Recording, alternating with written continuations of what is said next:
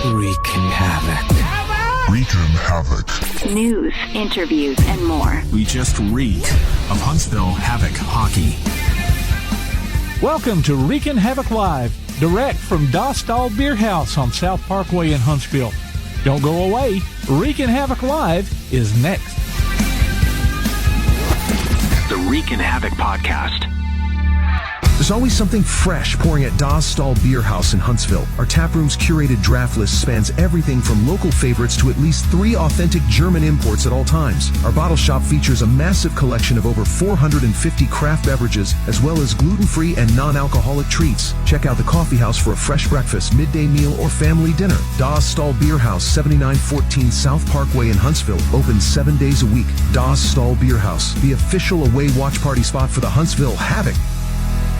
If you'd like to find the way to a healthier, more flexible you, look no further than Stretch Zone, practitioner-assisted stretching to help you achieve your wellness goals. The Stretch Zone method will help you gently and gradually increase your active range of motion with an approach tailored specifically to your needs. From basic back stretching exercises to sciatic nerve stretches, give them a try with a free 30-minute session. Stretch Zone, locations in Athens, Madison, Huntsville, Decatur, and Rogersville. Visit them on Facebook or online at stretchzone.com.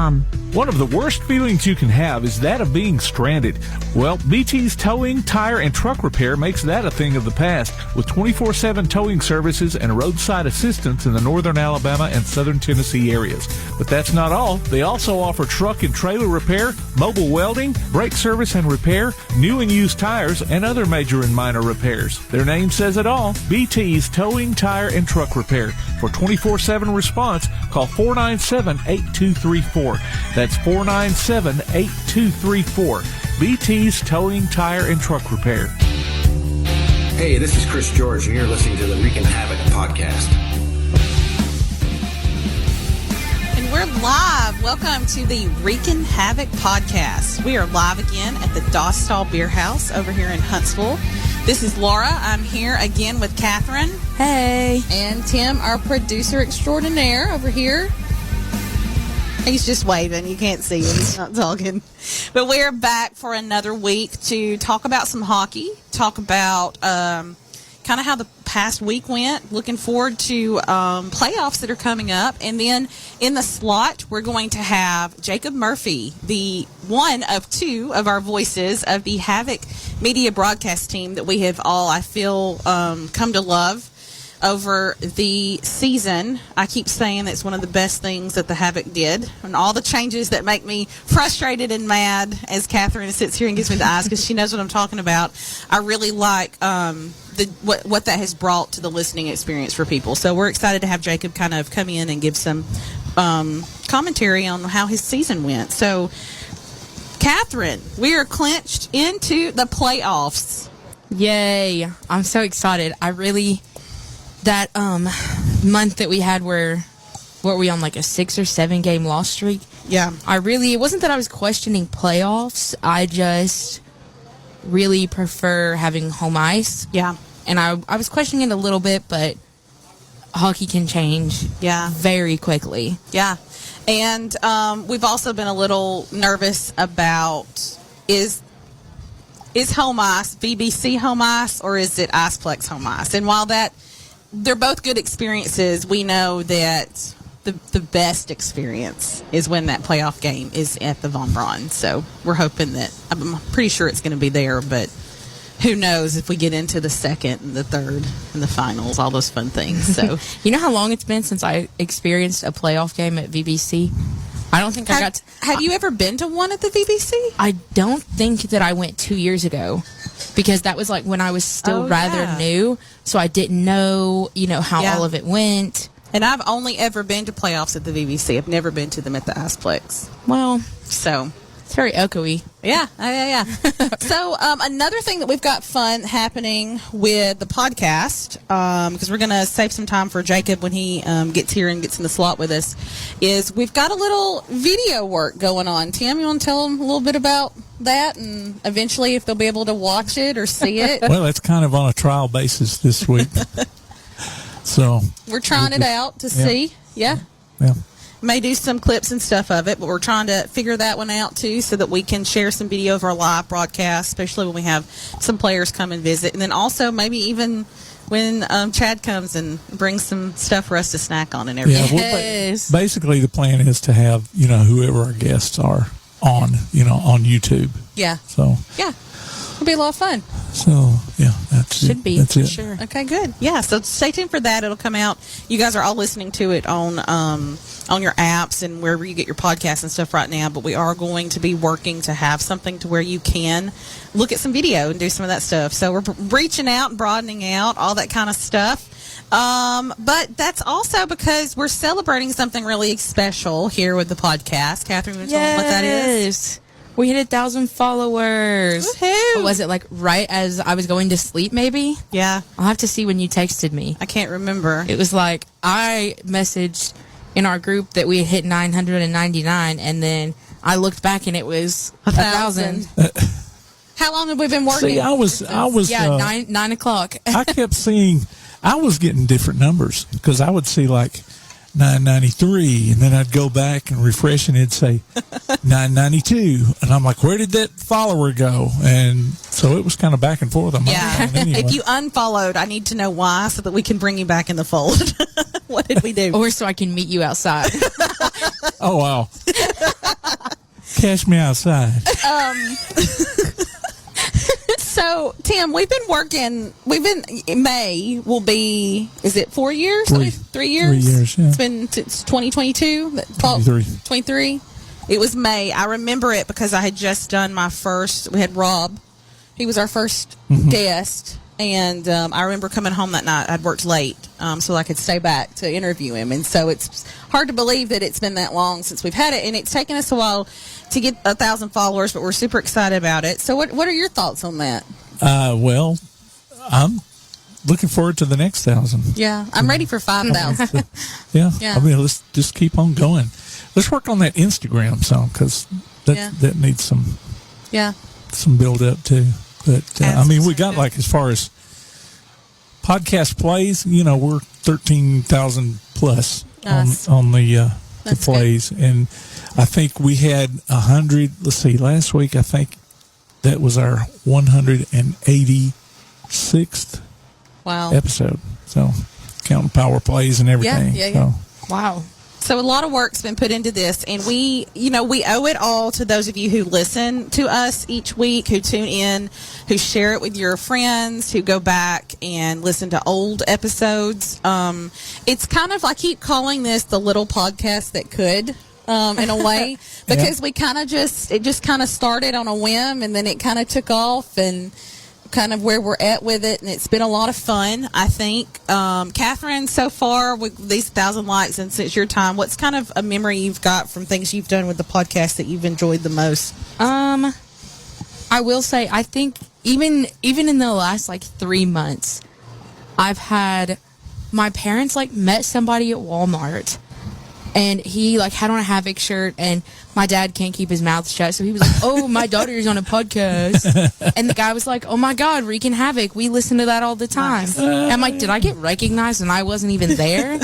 And then at work the other day, my office neighbor, I have to talk to her about everything, and she had someone, and they had on a Havoc shirt, and she was like, "Oh, the girl next door is all about the Havoc, does this and that, and has a podcast." Yeah. And she was like, "Oh, Reekin Havoc."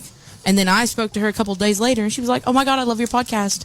And I was like, I'm being recognized. Yeah, it's kind of fun to get that recognition. Tim, what are some of your memories you've had that you've enjoyed the most? I mean, I enjoy, talking to all the players. I mean, we've had some characters on, that's for sure.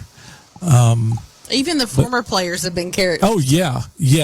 One of the ones I was trying to get on for this week, because we were kind of late knowing who we were going to get on, and I'd been back and forth with Phil Daigle, and I think he was one of the longest, if not the longest, interview I had, because I think he went an hour and a half just himself. Yeah. So he would have been a good one to have on. And he said he'd come on. He just was having some conflicts tonight. So, but yeah, and I will say, Catherine, you have come a long way since you first jumped on board. Because I remember whenever I told her when I first started talking to her, I was like, I was literally just thinking about that. I would like to get you where you could do interviews and come on. And you said, well, let me do the social media. And so, I mean, you've done that, but then, you've taken a leap there with the commentary and interviews and things like that. With Laura, I'm just not a very, talkative person. I pulled you out of your That's a lie. I think you've learned a few things. Yeah. Wait a minute. You said you're not a talkative person? We didn't expect to go 2 hours last week. That's what I'm saying. I wasn't when I'm not in a comfortable space. Yeah. I'm going to be back observing, judging very silently. Yeah. But now I'm a lot more. Kind of like I do. Yeah, except mine's more interesting. I'm just kidding. I will say, I guess, Tim's right. You've come a long way helping, and we couldn't do this without you and stuff. And I remember messaging Tim being like, you probably don't think I'm crazy, but I would like to do some interviews. I think I can do this. Just trust me. So here we are 180 things later, and he's not fired me yet. But I think that for me, I think I've enjoyed the most is knowing that we're able to tell a Havoc hockey story that not many people get to hear. So we get to tell it from the player's perspective, from things that are happening in operations. We have had those people on. Former players has been a lot, all that kind of stuff. So that's been a lot of fun. So I think my favorite interview that I've done, though, that's so hard, but I really love talking to Dom right at the beginning. Really getting to learn his story was a lot of fun to hear from him. He was finishing up school and stuff. And I really liked Kyle Clark. He was a great one to hear from. I talk about that one a lot. Just the idea that our choices and our pathways in life may not always go the way that we want them to, and we just kind of have to stay the course. And so I find a lot of personal inspiration from hearing the stories from the guys. Right. And also, so many guys have also talked about how they're prioritizing their mental health in this.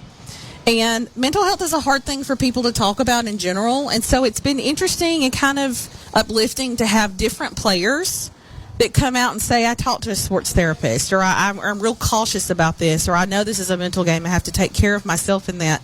And I appreciate that. And I appreciate that they feel comfortable enough and safe enough to have those conversations with us. Yeah, thank you, modern society. Yeah. So I'm like, I really love all of that kind of stuff with it, too. And stuff. So, okay. Also, we'll move on from that. That just means that we've got lots of fun stuff coming up for the podcast. So you need to stick around. We've got 1,000 followers, but my goal is 5,000 followers now. So, Tim, you're gonna let me pie you in the face or something? Nope. So we're gonna have to do something. Nope. Something fun. Maybe we'll push him in the duck pond across from the VBC. There we go. Nope. But Catherine, real quick, season ticket holder. Just got notified, season tickets renewals have gone out. That has been kind of a fun little pretentious conversation we've seen in social media and stuff. And so as a season ticket holder, I thought maybe if you want to talk a little bit about that, your thoughts on it. I mean, I wish we could all see her face. I mean, we're It's not. like you're really going there. Yeah, I am going there because it's current. It's current information, stuff going on, and it's real pretentious and stuff. The man of the hour has arrived. Yay, Jacob. Come on. So, going into my 3rd season, I believe. It has gone up every year. I will say, I was complaining about it to you, but it's better than anywhere else in the league. You're not getting season tickets for that price. Yeah, you're right. They did go up. I think mine went up 50, 55 for the season. Yeah. So, I mean, it's not great, but again, you're not getting that anywhere else. Well, and also I think we look at the whole number a lot of times. So if you see yeah, that hurt. okay, what was your whole number? 450 for one ticket. Yes. So when you look at the 450 as one whole number, it's that's a car payment, right? Or more.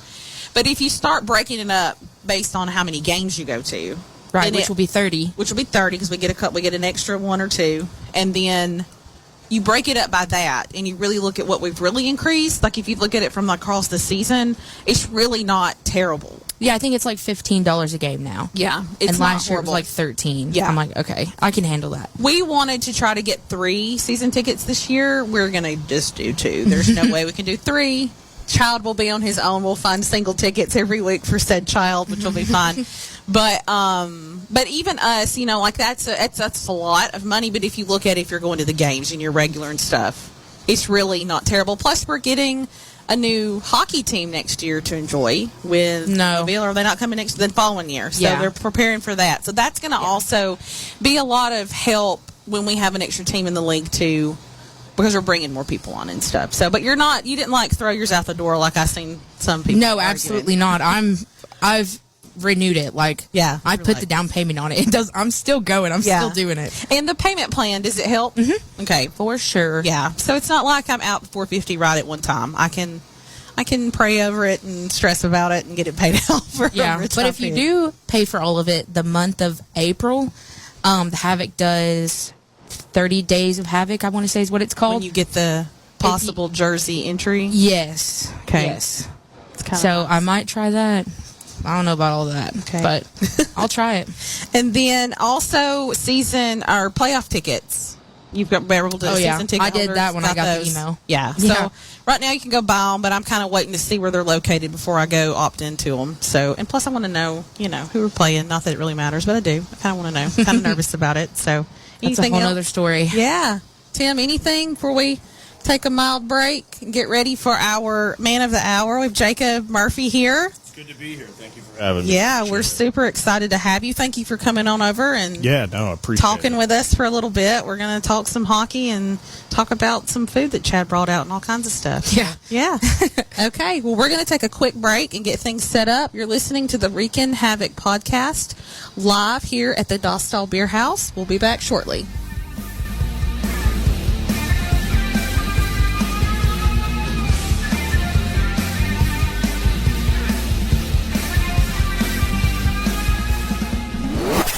The Reekin Havoc podcast. In June of 2005, our twin girls were delivered, Melissa and Ann Catherine, and they were born 14 weeks early. Amy and Chris George talk about the Melissa George Neonatal Memorial Fund. They both weighed less than 2 pounds. Ann Catherine was 115 and Melissa was 1'9". Melissa lived for a couple of hours, but all of the medical technology in the world just could not have saved her, and she passed away while she was in the NICU. Chris realized pretty early that God had given us a platform that we could use to try to help people. So Chris and I started the Melissa George Neonatal Memorial Fund at Huntsville Hospital. To know that Melissa's name is living on, her legacy continues, and I think that was very important to Amy and I, is why the fund is named after her. Because for 7 weeks, Melissa fought so that Aunt Catherine would have a chance to live. And I think that we wouldn't be doing her name any justice if we didn't carry on, because we know we wanted to honor her and honor her legacy. And the community, Huntsville Havoc, the community in Huntsville itself, they've rallied around that.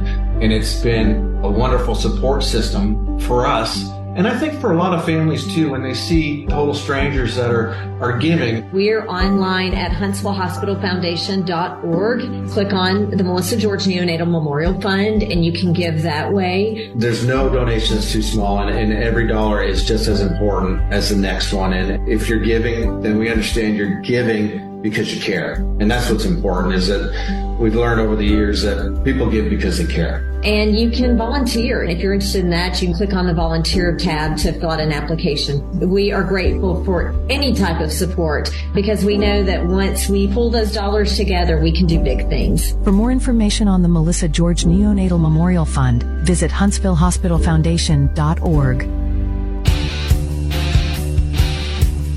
Let's go in the slot.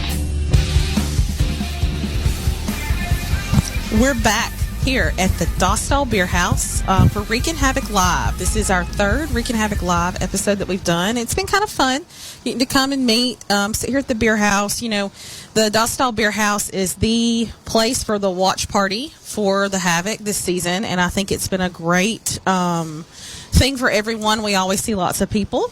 We're about to be joined here shortly, just a second, with Jacob Murphy, and looking forward to talking to him. Jacob, how's your day going?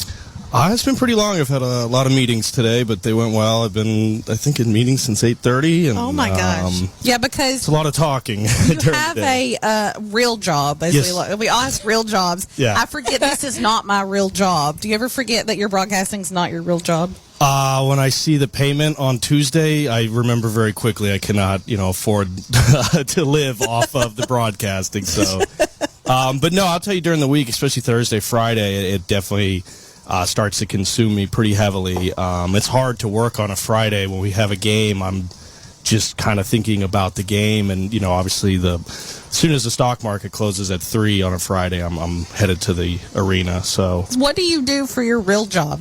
I work for Edward Jones. So I do financial advising and planning and investment advice and all that. Nice. So there's a big meeting. I guess Trump's doing some press conference about the war tonight that I got to watch. So we'll see how that goes. Do those things make you nervous? Oh, yeah, very nervous. Yeah. Are you like? I have 315 households. That's like families, and about $77 million under management. So, I take a lot of responsibility in doing a good job for them, and I take a lot of pride in my job and try to do a good job for my clients. And obviously when the market's down, I get a lot of phone calls and things like that. And there's been a lot of calls since, everything kind of started recently. So, and gas prices going up and all that. But, obviously watched oil today. I think it finished below $100 a barrel, so that's good. And interest rates kind of fluctuating, so all that fun stuff. But I'm excited to talk hockey instead of that. So my apologies. No, you're fine. I wondered what you did for a living, what your day job was. So. I'm sitting here thinking I'm barely responsible enough for my own paycheck. Like, I can barely keep track of my own paycheck, much less families. Could not be me. Yeah. Yeah, it's kind of funny. Props to you for that one. Well, like my clients, like watching the market stresses me out. I'm like, yeah, don't worry about it. Like, let me do that. Stress for you. And I'll tell you what, like this job too, though, has been very stressful this year. Also, being, the broadcaster, I'd never done anything like this at a professional level, and I've taken a lot of pride in trying to do a really good job, and knowing that there was a history with the last broadcaster, how long he had been doing it, and for how well he did it, and I just didn't want us to be the silly beer league guys. I really wanted to take it serious and do a good job and earn the respect of the fans and try to show the fans that I take it, professionally, and kind of the approach I take in my real job per se. I've tried to apply that to this job, and I work very hard at both, I guess. So no, it shows, and I think that's a testament to when you're passionate about something, you put a lot of that. The effort comes there. I see a lot of that too in things I do in my own job, my real job, not my fun hockey job. You put a lot of time and effort into it, and it shows when when the result comes through. And I would think Catherine and I both agree there's been a good result this season. I appreciate that. Yeah, you guys have been fans since day one. Like before we even, I remember very vividly, I think you guys had a show come out after our first weekend of games, and I was extremely nervous to hear your opinion on us. Yes. No, I was, because I was like, you guys had met with us and done the show, and I was definitely wanting to make sure that you guys enjoyed it, and I think we've gotten better, Guy and I, over the season. And for me, my main thing is just trying to make sure that the broadcast is entertaining. Yeah. And fun to listen to, and that people after a game will, if there was a cool goal that happened during the game, that they want to go back and hear how we covered that. I think I, try to do that, and obviously I want to make sure that the road team enjoys the broadcast as well. It's something very important to me, because I feel like that's the majority of our audience on most nights. When I've traveled a couple games, I've been a little bit more Havoc-centric, I guess. But, for teams that don't have a road broadcast, like a Pensacola, or when Birmingham comes to town and they don't have a guy there, and I know they're only able to listen to me and Guy, I want to do a good job and make sure that they enjoy the broadcast as well. I think that's important. It's not something that I had thought about beforehand, that the majority of the people who are really listening are the ones that can't make it, and there's probably a good 10% of those people that may be the home, the Havoc group. Mm-hmm. But it's really probably everyone else in the league that's not able to get. And I'd never thought about it until comments were made and we were defending, and I was like, I appreciate that. 100% makes sense now. You've got to play both sides of that. Yeah, and I mean, I kind of in a weird way, like I never grew up a Havoc fan, so I think if I was the Tampa Bay Lightning broadcaster, I'd probably be very biased. And I've only been to, before the season, 2 or 3 Havoc games in my entire life, and didn't know anything about the other teams, and that's been a whole other thing. I didn't know anything about this league prior to this year. It's all been a very new experience to me, and I guess because of that, not growing up a Havoc fan per se, I don't have that initial biasness the first time I put on the headset, and I just wanted to. My main goal every broadcast is that whether it's a Havoc fan, an away fan, or a Peoria fan that's tuning in because they're interested in the result, that they say that was fun to watch and entertaining, and that they enjoyed it. And to me, that is how I kind of try to measure success, and I think I've been able to accomplish that this year, hopefully. As someone, we have a communication background in a way, and when you talk about not being a fan was actually an advantage, I resonate with that a lot because you don't have that bias. You don't have that, these are my favorite players. You don't have the, I've heard in other people that have covered not just Havoc, but like other leagues, you can tell that they're huge live and breathe and die fans. And when certain things happen during the game that maybe don't go the way that we want them to, they act a certain way, or they say, like, they're very biased towards what happens. And so there's been a couple of calls, for example, in Havoc games, and like Catherine and I are down there fussing, and I'm listening to you guys because I listen to you guys with my big headphones during the game. Appreciate that. I cannot not have my headphones to listen to your call while I'm at the BBC. But both of you are like, actually, that the ref made the right call. And like, it's really refreshing to hear that non-biased call when we're like, oh, that should have been a goal. Why did they do that? And you guys are like, yeah, that sucks for them, but that really, they called it right. And I wonder how hard that is too to keep that bias out of there, because you are able to call certain things and say, actually, guys, I know everybody's not going to like this, but that really was a penalty, or we really shouldn't have, done whatever. Yeah, and I mean, I have a lot of respect for the referees. I know they get absolutely dogged on by the fans of all teams. But it's such a hard job. It is really it's probably the hardest sport to ref, I think, is hockey. And especially when it's a 3-man crew, it's just not enough manpower out there to ref the game properly. And it's hard for them because in this league, too, there's so much chippiness. There's a lot of things that happen in an SPHL game that would get whistled down in a half a second in an NHL game. And so the referee, I think their main job is to try to just set an accurate strike zone of, okay, tonight you can do X, Y, Z, because if you don't call something in the first period, all of a sudden you're calling in the third period. Yeah. And the other thing, too, I've noticed the league does a good job. They're a little bit suspension heavy in the sense of if they know there's a weekend series and a guy did something that's a little bit out of line, in order of safety and to not increase the violence into Saturday night. If something happened on Friday, they just suspend them for the Saturday game. But yeah, no, I think as far as, when a call happens, if I don't agree with the call, I do my best to portray that without saying anything negative about the ref, because I could never referee a game. Yeah. And I have a lot of, and that's another thing too about being non-biased. I just have a lot of respect for all the players in this league. Because, playing a little bit of hockey, never at a high level, but just knowing what it takes to, like, lace it up, and the bravery and the courage and the pride that all these guys have, and knowing, too, that their families are most likely listening, I just like to show a ton of respect to all the players. And it takes, just so much. The fact that it's single-A hockey, per se, but the product on the ice and the skill and the level of fans, I would have never expected it up until this year. It's really been mind-blowing, to be honest. So you've, with the broadcasting, you've traveled to a lot of the barns. Mm-hmm. Which ones have you traveled to? Roanoke, I've been to Birmingham and Macon. Which one's your favorite? I'd say Huntsville first, but I really did like my trip to Roanoke. It was a cool experience. It wasn't, as flashy as Huntsville, but it felt a little more kind of vintage and a history there, per se. And, they had a lot of passion. The crowd was extremely loud. And I guess, too, it's the best vantage point to call a game from. I'm going to be honest. I don't know if I should say this. It is horrible to call a game up in that press box. What, here? In Huntsville. It's Yeah. terrible. I can't see anything. Yeah. And our camera guy, unfortunately, is right in front of me. It's where they positioned him. And so the whole game, I am dodging left and right to even see who has the puck. And there's spots on the ice that I just can't see who has it. Yeah. I think there was a goal Friday night that Birmingham scored, and it was in the blind spot. I had no clue who. I think it was a Drake Glover goal that he had on the power play on Friday, and I couldn't say who called the goal because I couldn't see it.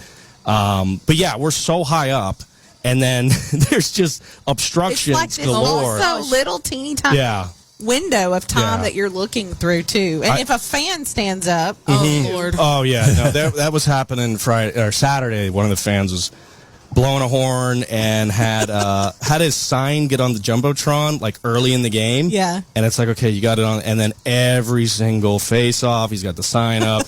It's like you got on there once, and once is enough. But yeah, because like in Roanoke, you're kind of above everything and then looking more downward, and there's no obstructions. In Birmingham, you're so low, the game almost calls itself. Yeah. What was interesting about Birmingham is how fast it is being that low and the speed of the game. Mm-hmm. But I can see every single name and number in Birmingham. And in Macon, it was like Huntsville, but not 65 rows up.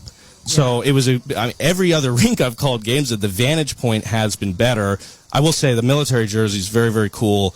Horrible for me. There was to see the numbers. It's like a dark green jersey with black numbers. Yeah. And I there was times. Do you guys have a screen up there too? Or are you able to watch it? Yeah, we get like the jumbotron screen, but the quality on that isn't always the best. And for me, my biggest fear is I call a goal and it's not the right person. Right. Or a fight starts and you say, oh, it's Lindsay and whoever, and it's not Lindsay, it's Connor Fries. And then all of a sudden, because I know like the fights are going to get clipped 9 out of 10 times, almost every time. I think they clip the fights, put them on YouTube. We clip the fights. I clip the fights. So, I mean, to me, I don't ever want to be wrong on a fight call. Right. And just say it's Cole. Yeah. He's been very good this year. He's been well behaved. Yeah. Well, he has. He's been well behaved.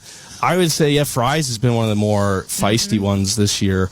But yeah, no, it's funny because in the other arenas, I'm like, oh, this is actually much easier to call the game in. I don't have to stress about it. Okay, so I'm just questioning. Yeah, of course. What would make it easier in Huntsville? Like if you had like the ability to be like, if we were that high up, but at least like protruded out towards the ice a little bit more, and then could be having a more vertical viewpoint from that. It's just like we're so far back, and then the first thing you see is kind of the blockage of the press box itself. It kind of blocks off the upper end view, and then there's like this wiring that blocks kind of the view as well. And then there's the camera person who's right in front of me that blocks. And if you're not careful, and he's tall, and he's hit your head on the ceiling. Yeah, and he's a tall guy. He's a great camera guy though. Chris, I think he's the best in the league. Oh yeah, we have a camera crew. I don't think they've ever prioritized making sure that the broadcaster can see the game. Yeah. And I'll tell you, my first game against Pensacola, that first home game, I was terrified, and I was like, I can't. I felt it really, truly, honestly felt like a bad dream. The game started, and I was like, I can't see anything. I have no idea who has the puck. This is way fast, and I'm like, we're gonna get fired. I really thought. And then our second weekend, we have a hot mic for 30 minutes. Yeah, I don't know if anybody. I remember that. I think I texted you guys. Was like, we can hear you. Yeah, and it was literally 30 minutes of a hot mic, and I'm like, oh my goodness, there it goes again. Like now, so there were definitely some learning curves, and obviously, I love doing the games at Huntsville, regardless, just because of the crowd and the energy, and the horn and all that. And when you watch like a highlight back, it's like a big league game. It's cool. It's really the best environment. If it was just a little bit, I don't know, just move the camera guy next year. That's kind of the only thing I'd ask for. Maybe they could hang you Mission Impossible style from the rafters. You could just watch it from over here. That wouldn't be a bad way to do it. It's funny too. I talked to Jody, who does the Birmingham games, and Birmingham runs the jerseys by Jody before they approve them for the special nights, because he's like, if I can't see what number it is. That's the other thing too. They wore their home jerseys like 5 games this year. Every weekend, it was funny. I would joke with Guy. I'm like, I don't know. I can't see these jerseys. Like, they had a Darth Vader night where it was black jerseys with black numbers and a little red outline. You weren't here when Tiger King night. Do you remember the Tiger? I'm sure they've been worse. I've seen Tiger King jerseys were terrible. I couldn't hear them. I've seen them, though. SpongeBob jerseys were hard to see with all the bubbles on them. There was one that Steve Moulton was not happy about, and I had to agree with him. It was terrible. You could not see any of the name on the back of it. But I haven't said any of that until now, so I don't think I've ever said it Maybe nobody listens to this podcast. No, not that. I just mean, like, I would never say that on air. No, I get it. But yeah, I mean, it's kind of an added battle, I guess, part of it. So I stand the whole game. A lot of guys sit, and I have to stand the whole game to see what's happening, and then I've kind of translated that. How are you able to? I mean, they're fast on the ice, but you were like right there to this person, and you're getting it right. Mm-hmm. Okay. How are you able to just get into a mode and do that so fast? Like, I've sat there and I've tried to do it in my head, and I'm like, I don't understand how he can get into this groove to call those games. Is there like a school that you go to? Is there like a technique you've like? How did you like learn to perfect being able to move through the play-by-play like that? I think it's just been trial and error. I'd never studied any of this before, and never really had any formal training. It was just kind of a childhood dream of mine, and then we started the beer league. But what has helped me a lot that I asked for in the middle of the season, I think has helped my broadcast, is if I can get the line combinations. Yeah, because yes, exactly. Because then before it was like I saw it on Facebook like 2 minutes before puck drop, and I'm like writing them down.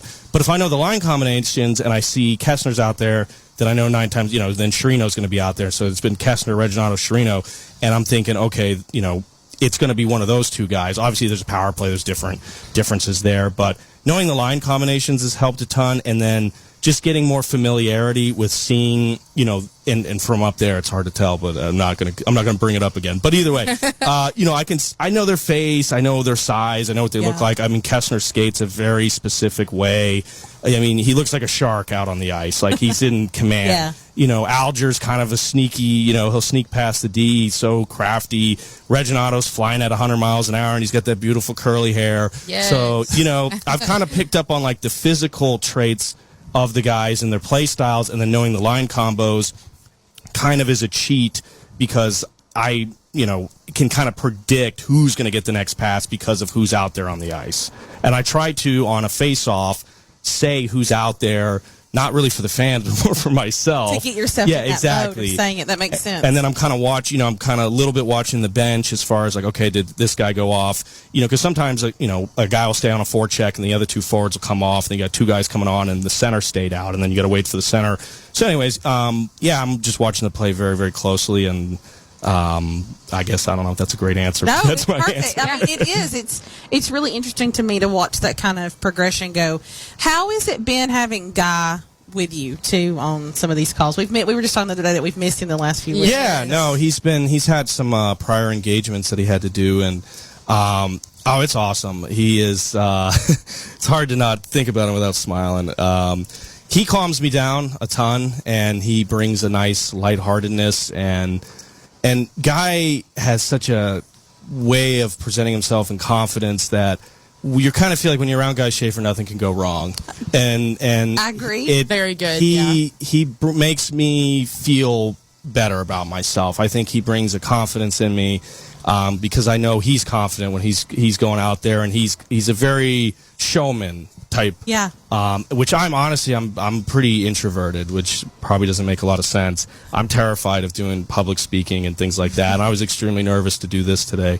But for some reason, once a game starts, it's like, I don't know, kind of an out-of-body experience. Like, I don't realize how many people are listening or in the stands and things like that. I just kind of start riffing.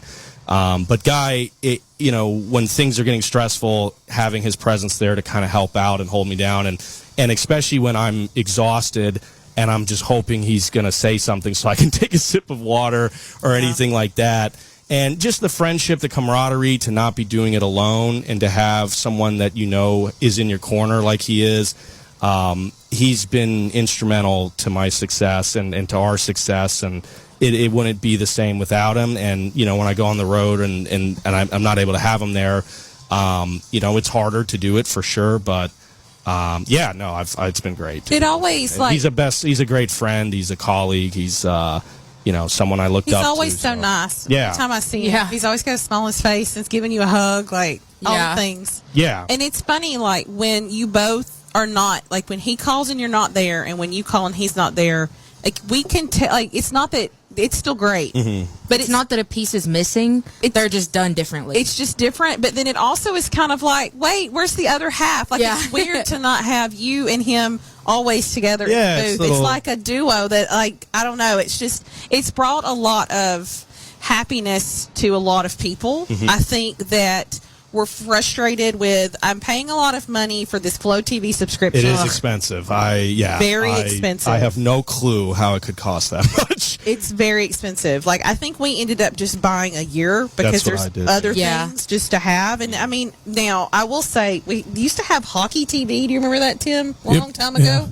Well, I mean, Fox used to show hockey. Yeah. I remember they highlighted the puck in different fluorescent colors so the viewers could see it better. Before we had Flow, we had hockey TV, and I really liked it. It was the first year, and then they moved to Flow. But it's so expensive. But there's a lot of people that listen to it, and they really weren't getting the experience in some ways that they wanted. And I feel like this is now a new experience. Yeah. So it's been a lot of fun for me to hear. So we're going to keep you on because we want to talk more about going into playoffs, your thoughts, all those kinds of things.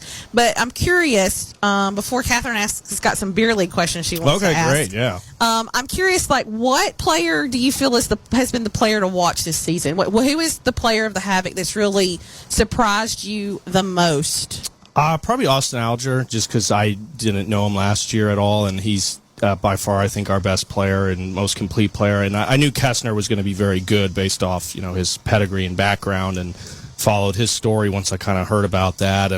But Austin Alger's been incredible, and when he's on, the team is rolling in all cylinders. And I've been very impressed with Reginado because, I kind of just had heard he's a penalty maniac prior to the season. He's not been a penalty maniac. No, he's been so very good. clutch. I love the way he plays. He's probably one of my favorite players to watch, and maybe for a different reason. Most people love him because he's, like I said, beautiful hair and he fights. But every shift he's out there, he's at 150%. I don't see anybody skate harder than Cole Reginado, and he'll go hit a guy in the corner defensively, go into the neutral zone, hit somebody, and then be first to the puck on a forecheck. And offensively, I mean, he's had a lot of confidence in his game. He's passing the puck. They got him on the first line. I think he definitely deserves those minutes. And he's a guy that will win you a championship, I think. I think he's kind of that, like a Brad Marchand going to Florida Panthers last season type situation. I think Reggie's offensive output this year has been incredible to watch. And Brian Wilson, I think he's been our best player as far as a consistency standpoint. Yeah. He gets called on to be at his absolute best every single night, regardless of what everybody else in front of him is doing. And I really, truly, honestly, I haven't seen him play one bad game all year. I mean, even if he gave up 4 goals, a lot of times that's a defensive breakdown. But, yeah, I think Brian Wilson, to me, has been arguably the most impressive. Austin Alger, just going in, and Cole Reginado, those 3. You mentioned a lot about some of these lines that you keep seeing. What's been your favorite line? I really loved when Lindsay and Reginado were together, just because that was pure chaos. I do think the Chirino-Kessner line has been extremely impressive. And I was a little bit personally sad because I liked the way Matt Allen played a lot. But I have been so impressed by Dawson Chirino. He has the skill. I wasn't aware of the skill that he had. I mean, he's toe dragging. He's putting the puck between his legs, and he's driving the net hard. And Kessner, everybody, I think, thinks about how good of a shot he is because he is one of the best shots. But his vision on the ice is so incredible, and he has the confidence, the kind of the swagger to make those saucer passes, and he can, before he gets the puck, he knows what he's doing with it, and that's the difference a lot of times in, big league player versus not, is just your intelligence of the game, and Kessner has such a high hockey IQ. I love him, Chirino, and Reginado, and then I did like the Trezera line out there. I love the way Trezera plays. He's, meat and potatoes, north and south. He's our biggest forward. He's not afraid to get in front of the net. And, he's got good hands for a big guy also. And And so, yeah. But, all the line combinations are great. Coach Stu's done a really good job on it. Nice. Okay, we're going to take a quick break. Come back, maybe get you to share a little bit about your beer league experiences, yeah. calling beer league and playing. So you play some, too. Yes. I think Catherine had some questions on that. And then we're going to do some recap, talk about these playoff games coming up and these last 2 games against Quad City. So we're going to take a quick break, and we'll be back. You're listening to the Reekin Havoc Live podcast here at the Dostal Beer House.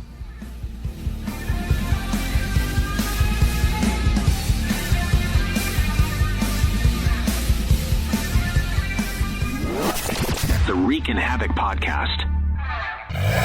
Time now for the Huntsville Havoc pick of the pack, a weekly spotlight. Head coach Stuart Steffen. Alex Proctor, number 1, the goalie we picked up from college there. Came from Stevens Point. We've had a really good connection with that school there, and talking to his coach this season, he came highly recommended, said he's a goalie that can be, when he's on his game, he can be really elite. So we look to bring him in this year and set up for next year as well, too, to kind of see what he's got. And he's come in, he's given us 2 really good games. We obviously got our starting goalie, but he's come in, fits in really well, practices really hard. He's last guy on the ice every day during practice, too, just works to get better and brings a lot of positive energy on the bench, too, when he's not playing. So he's been a really good fit, and, had a big shutout last game, too. So it's good to have him aboard. The Reekin Havoc podcast will be right back. If you'd like to find the way to a healthier, more flexible you, look no further than Stretch Zone, practitioner-assisted stretching to help you achieve your wellness goals. The Stretch Zone method will help you gently and gradually increase your active range of motion with an approach tailored specifically to your needs. From basic back stretching exercises to sciatic nerve stretches, give them a try with a free 30-minute session. Stretch Zone, locations in Athens, Madison, Huntsville, Decatur, and Rogersville. Visit them on Facebook or online at stretchzone.com. There's always something fresh pouring at Dostal Beer House in Huntsville. Our taproom's curated draft list spans everything from local favorites to at least 3 authentic German imports at all times. Our bottle shop features a massive collection of over 450 craft beverages, as well as gluten-free and non-alcoholic treats. Check out the coffee house for a fresh breakfast, midday meal, or family dinner. Dostal Beer House, 7914 South Parkway in Huntsville. Open 7 days a week. Dostal Beer House, the official away watch party spot for the Huntsville Havoc. Hi, this is Michael Sullivan, and you're listening to the Reekin Havoc podcast. We are back here live at the Dostal Beer House. We're here in the slot this week. We've got Jacob Murphy with us. We're really thankful that he was able to come down and chat a little bit about his first season. Up in the rafters, rooftop, whatever we want to call it, at the Von Braun, the little, I'm going to start calling it like the Bat Cave or something, or the Wolf Den. That's the Wolf Den. There you go. That's a good name. Yeah. That's a good name. Y'all stay in the Wolf Den up at the very top. And so we're going to chat a little bit more with him. You guys got started doing beer league hockey. Now, were you playing beer league or were you just commentating? Because I've seen you play. I have done both. Okay, so like, what do you like better? It just depends. I haven't been able to play actually a lot since the Havoc season started because my games have been at Sunday at like 9 in the morning. Yeah. And, if I call a game Friday, call a game Saturday, I honestly don't go to bed till 1 or 2 o'clock. I'm just kind of jazzed up from the game. And I'm like, okay, my only day off is going to be Sunday. And then to drive 40 minutes to Huntsville to go play a beer league game, it's a lot. But love my team, the Reapers. That's my team. Captain of that team. We've won back-to-back championships in that team, so very proud of that. Nice. And the beer league, I've made a lot of really good friends there. And I was kind of going through something a little bit difficult in life, and I signed up for 5 beer league teams to keep myself out of the house. And it's like a therapy almost, and it was something that I really enjoyed. I met a lot of good people.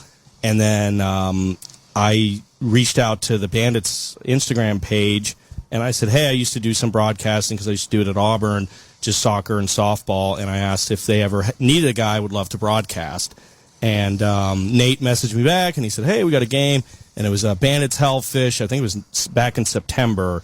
It was September 24 was the first game Guy and I did together. Nice. And a year later, we're doing our first pro game together. So it was good. But the Bandits had existed, I think, 3 years before me. Yeah. With Guy and Landon doing all those. And Landon couldn't make it to a game, and I just had messaged Nate, and I was like, hey, can I try this? And he said yes, and luckily it turned into a professional job somehow. Turned into a Tuesday paycheck. Yeah, exactly. Yeah.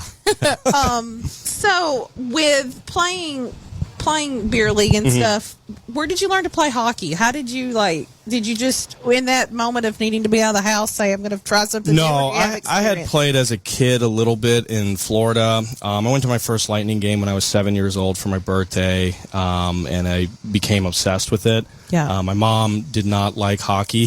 She didn't want me to get hurt. And so they wouldn't let me. I wasn't able to try until I was 13, but I learned how to skate because my mom had old rollerblades, and I taught myself how to rollerblade outside in the driveway. Nice. And so I had done that, and then got my first ice skates, I think, at 12 or 13, played pee-wee hockey and played high school hockey, and wasn't very good. I was actually more of an aggressive kind of guy. I was more of a, third line, fourth line, penalty kill, aggressive player. And then I hadn't played hockey since I was 18, and then I was 28 and started playing again. So was it like riding a bike? No, because I had 2 knee surgeries, and so it was. It probably took a couple weeks, like 4 or 5 weeks, and then I kind of got back into it. But no, I think the main thing about beer league is it's the friendships and it's the people and it's the camaraderie and. All the guys that are there love hockey because they're either playing at 11 o'clock at night or 8 o'clock in the morning. Like, the times in beer league are not crazy. Great. Yeah, because the kids need the priority of the ice, and I agree with that. Us washed-up adults should not be getting primetime ice. But, it's just been, I don't know, I've met so many good friends and people. It's been my social circle, the beer league guys. And a lot of the beer league guys have messaged me, like, that they're proud of me for what I've been able to do with the Havoc and that they miss me at the rink. And it's just such a great community and support there. So in beer league hockey, I mean, do you guys fight? Is it like it's crazy? Like what? I mean, you're not supposed to. I mean, what are the stipulations when you go? Let's say somebody's like, "Hey, I might go check out a beer league because I'm in a rut because we have no more Havoc hockey." Yeah. So, whenever.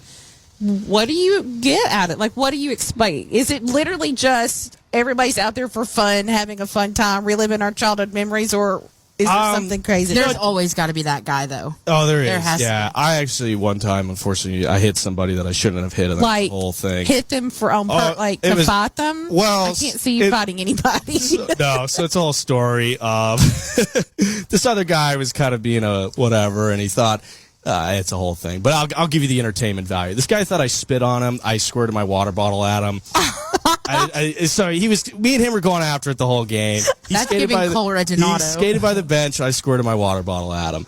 Okay, clearly you can tell the difference between the two. Well, he couldn't. So anyways, it was a year and a half later. I had sent him, there's these like little CCTV cameras at the rink that people like to clip their goals on. It looks like an 8-bit video game. So anyways, I sent him the live barn video like, hey man, I didn't spit on you. I would never do that. That's insane behavior. I was just being cheeky and squirted my water at you. Well, he read the message, I guess didn't care. So that happened. A year and a half later, it's the first time he's seen me. He sees me in a game. He hits me. Like from behind, he hits me. Like into the boards, like a penalty in the SPHL, which you got to do a lot to get a penalty in the SPHL. And beer league's no check. So anyways, he hits me. I'm furious. I should have just gone to the bench. I didn't. I stayed on the ice, and I decided for some reason, because the game was going to be over and he was going to be in the box, that I was just going to hit their best player as like a retaliation. And unfortunately, that guy is like the nicest person in the world, and I didn't know that. And everybody at the rink hated me for like 4 weeks because the guy I hit is just like the kindest, sweetest, and it was stupid of me to go and hit someone else. But in my sports hockey mind, I was like, well, the punishment is your best player is about to get lit up. And I laid a good body check. I don't wear shoulder pads, and it was good enough that all of them wanted to fight me after the game, so I'll say that. But other than that, there hasn't been much drama at the rink, and I apologize profusely. I felt terrible about it, but I don't know. That was just a moment where I was like, okay, dude, it's a year and a half later. Yeah. And what he did could have hurt me. Like, what I did was like just a clean check. Right. But it was a good check, I will say. And he would have got you guys out of your stance. I'm sorry? Who he was, that that guy was being that guy. He was, yeah. And, you know, there's teams that are a little more physical than other teams. And, you know, there's actually a lot of entertainment and drama and theater at the beer league. Yeah, tell us about that. Like, that's interesting to us. You know, it's funny. I mean, you would never imagine, but yeah, there's a lot of pride and, you know, certain people can get chippy, and I think I used to be one of those guys, and I even had a referee shove me once. Was it Guy? No, Guy was not the ref. I don't think Guy would have shoved me, but no, this other guy, and now me and this other guy are like best friends, but him and I had a little altercation, and they ended up telling me like I seem to be the common denominator in these altercations because there's like 4 or 5 of them. But I went up to the guy, and because he was picking on my friend who couldn't skate very well, and there's a size difference, and I was like, hey, come after me, don't come after him. So then he shoved me, and then so I'm like, okay, after someone shoves me, I kind of whatever, and I start circling him like an idiot, and and all of a sudden the ref goes back up. I'm like, okay, yeah, fine. And he goes back up, and he just comes and shoves me, knocks me down. I'm like, dude, I didn't do anything. Like, he hit my friend, then he hit me, and then I'm getting shoved by the ref, and that was the whole thing. And then the league blamed me for that, so that was fun. Little troublemaker. I guess. That's what I'm hearing. What is this? I mean, I don't know. I'm a very competitive person. Maybe we need to get the booth fixed at the Von Braun. There could be some shoving or something. No, never. No. Yeah, I mean, but now me and the guy that I had that altercation with are very, very good friends. So I didn't realize, I've talked to Zach Story a few times about it. Zach's a great goalie. And I've got a connection with a couple people that kind of are over some of the beer league stuff, because it's just, I didn't realize how many people are involved in that and how big of a following it is here. And it's not just people who have, like, I know there's some former Havoc players that come and play and different things like that, but there's just a lot of people that really are involved in the beer leagues. It's and a huge community, never realized that it was something that huge here in Huntsville. Yeah, I mean, I was shocked by it too, and I think we're about to have 3 different leagues now, which is kind of crazy to think about. And that's a little bit more on the people can't get along, so they got to make their own league and things like that. So, but yeah, I mean, it's a lot of fun. I think I've made more friends than enemies. And anytime I have messed up, which I have, I've gone out of my way to apologize and really make sure that, you know, it's, you know, in the game type thing. And I would never spit on somebody. I just want to say that live here. That's not something I would do. And, you know, here's the funny thing. I just want to say this because this guy ended up being such a pain to me. You know, he waited until after the game to come and say that I spit on him. And after his team blew a 5-2 lead in the third period, might I add, which I did score the 6th goal. Pretty big deal. It was a nice shot. And so he waited till his team got boat raced in the third period to then come in the locker room and be like, you spit on me. And I'm like, yeah. Okay, sure.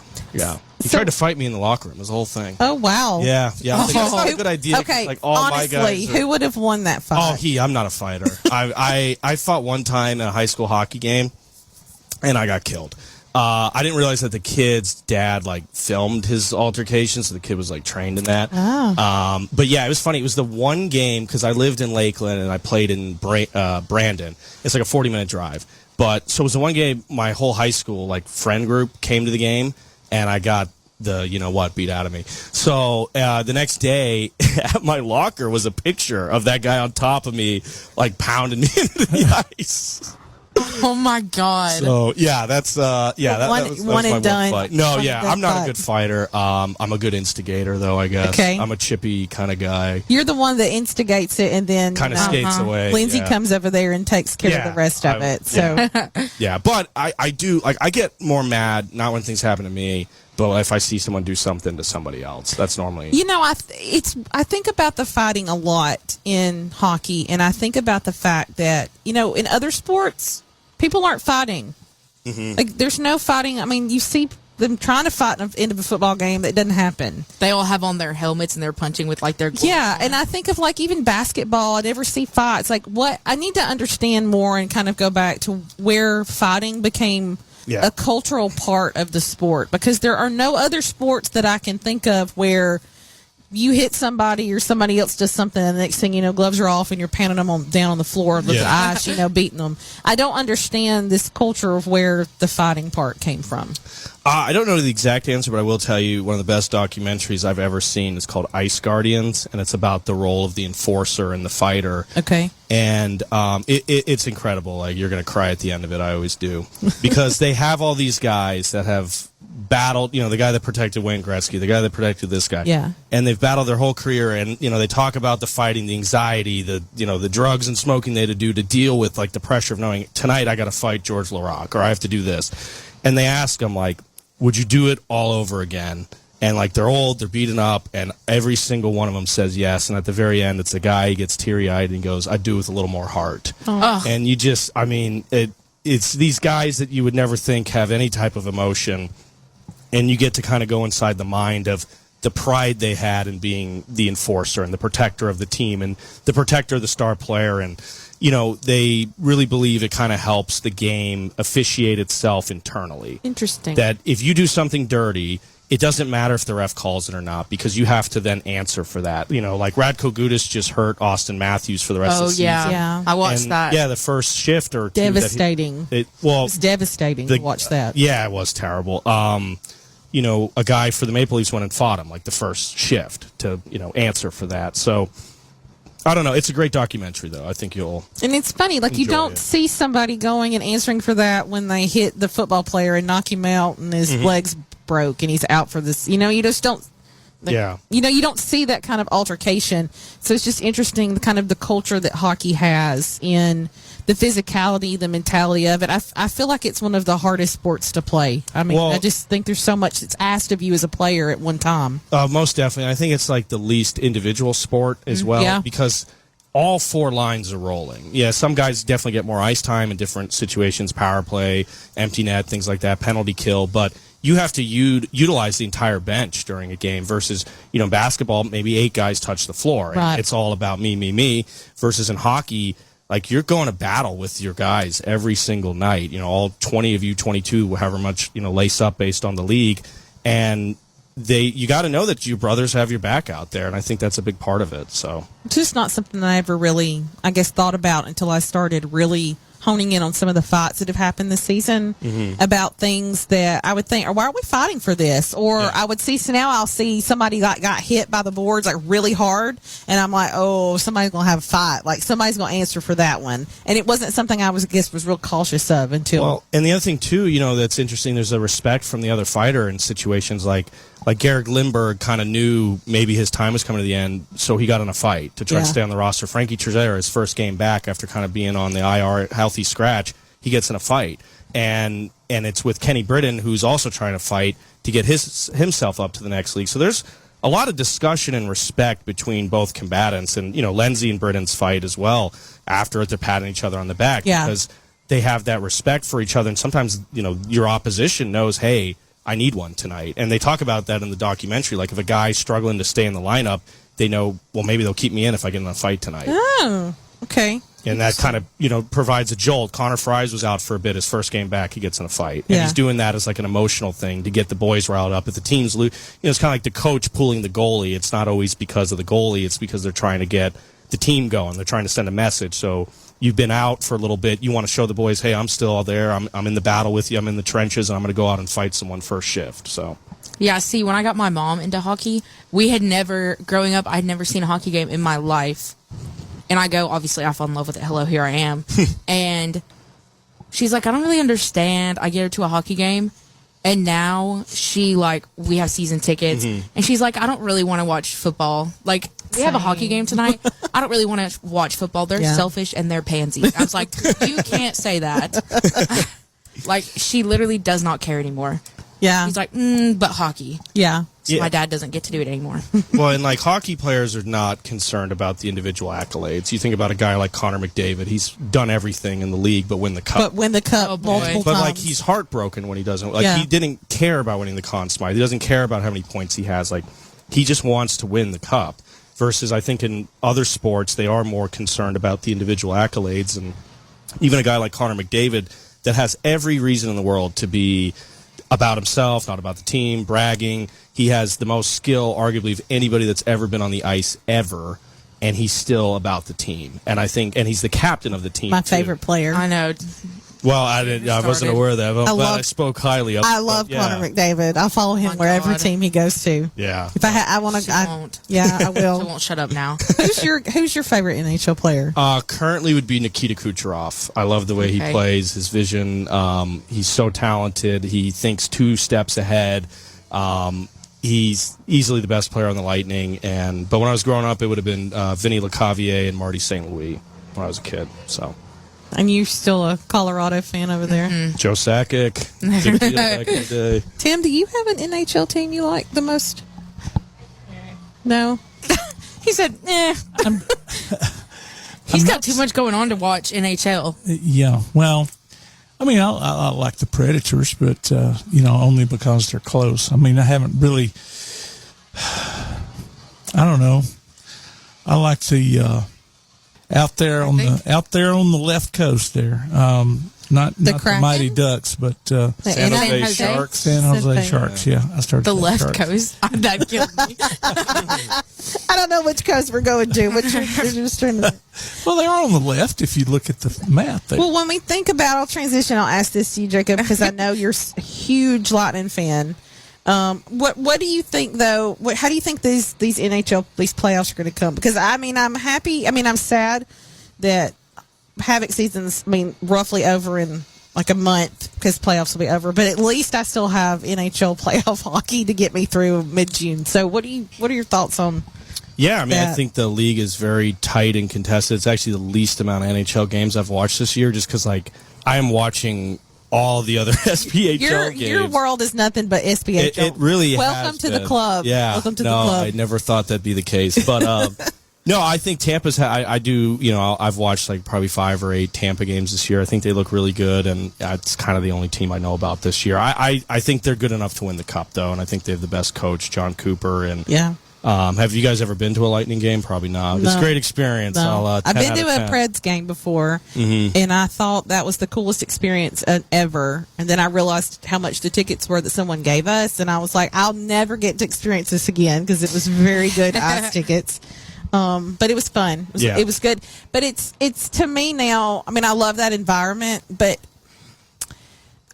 I feel like because I know so many of the Havoc players, and I'm like, it's not like I'm close with any of them, but it's weird because we get to talk to them on the podcast, and we know them outside of the arena. We know them outside of the arena. We've learned so much about their stories that it's like a part of your family extensions out there, and it's just like there's more at stake for me when I watch now the SPH, like these minor league games that we're so invested in, that while I love watching the NHL teams, there's not that emotional bond. I'm not emotionally connected. Like, we have a closet of so many NHL jerseys because we're not really tied to one team, other than I'm only tied to Connor McDavid as a player. It's my favorite. But we have Preds jerseys, we have Oilers, we have Maple Leafs. We have a plethora of them, and I guess that's just a good way to say that we're not really connected. And I wonder if other people feel that way too, in a way, when you get so close, because I've talked about it a lot, that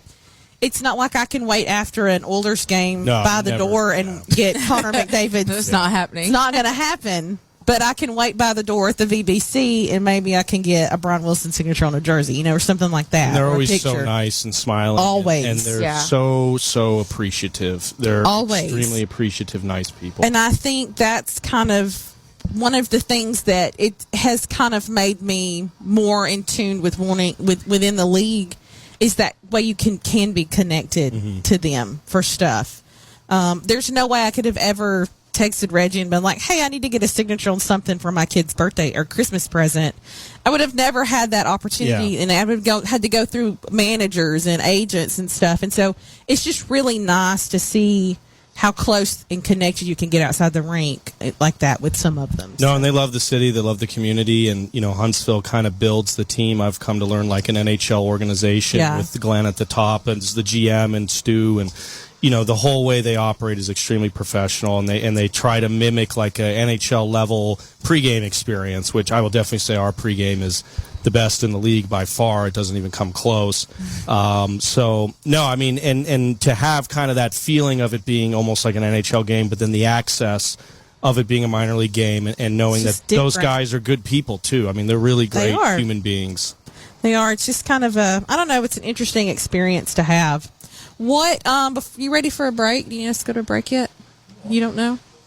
I will say I've seen, like, the docuseries on, I want to say it's Amazon. Yeah, it's a very good one, yeah. Which one is that? And it's just, it says something, when it came out was when I watched it, so I couldn't tell you the name. Yeah. But, like, I like the Toronto Maple Leafs, and I saw like William Nylander. Yeah, that was a great just taking the metro to a game. Weird. And he went to like a park, and in Toronto, anybody Canada, know who he was? There's going to be. Well, I mean, but like he kind of gets left alone at the same time. Yeah, he's going to a park in Toronto, skating with the kids. And they're just like letting him. They're not like, oh my God. Yeah. They're just like, yeah, come play. And he just has skates in his car, and he's just walking around taking the metro to the game. That's the only player I've seen do that, like, at least this. Yeah. I saw you guys hit 1,000 followers. I want to say congrats. Thank you. Congratulations. Yeah, we were super excited about that. Yeah, we were talking about that earlier. Yeah, now we're on a quest for 5,000. Hey, you'll get there. You guys do a great I don't job. care about 2 or 3 or 4. Now we're going to do 5. I will. I'll care. I care. No. Somebody's got to. We were talking before you got on. 180 episodes is what we've done so far. Congratulations. 186. 186. Yeah. So since 3 years, in May it'll be 3 years. Wow. So it's really hard to imagine that we've come this far, Tim. We're still going. Thank you for your dedication to the team and the community and the fans. It's awesome. We enjoy it a lot, but it's because of people like you and Guy and the guys and the team that are willing to come on and talk with us and share stories. That's what makes it so great. If it was just left up to me and Catherine to sit here and talk every week for an hour, no, we would not have 1,000 followers. I don't know.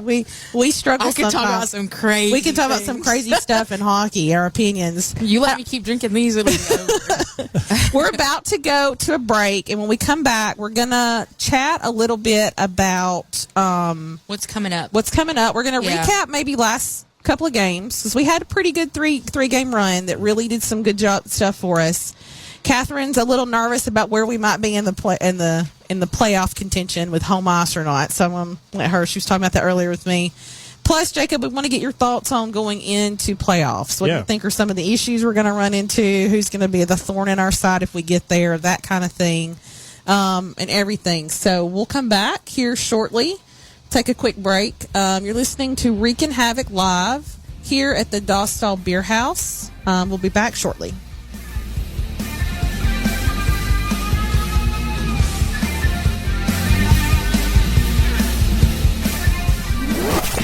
The Reekin Havoc Podcast.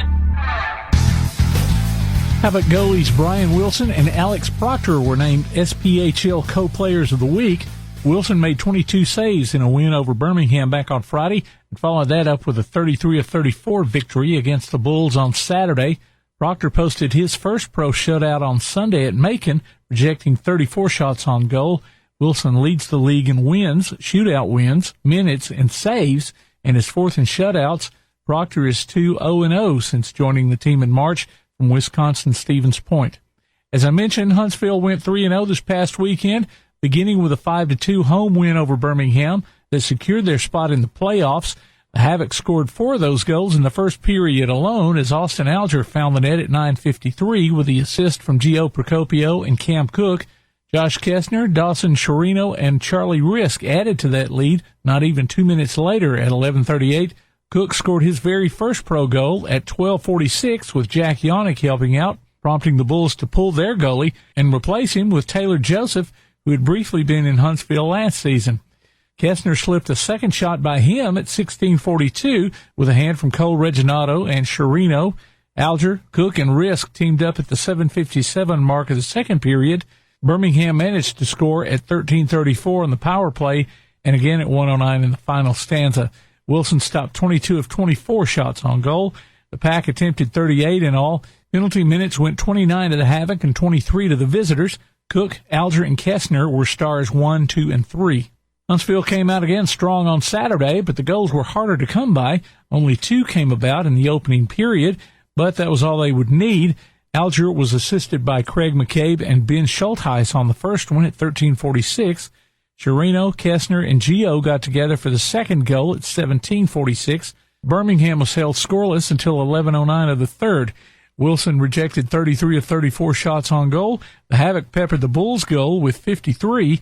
The visitors had 20 penalty minutes to Huntsville's 14. Wilson, Chirino, and Ethan Lindsay were the three stars in the 2-1 victory. The Havoc scored once in each period on a Sunday afternoon trip to Macon. Cole Reginato got things going 15-10 into the game with Kessner and Chirino pitching in. Lincoln Earn, Dom Procopio, and Dylan Robbins took advantage of the power play at 3:01 of the second frame. Gio, Alger, and brother Dom put up an empty net goal at 16:42 of the last period.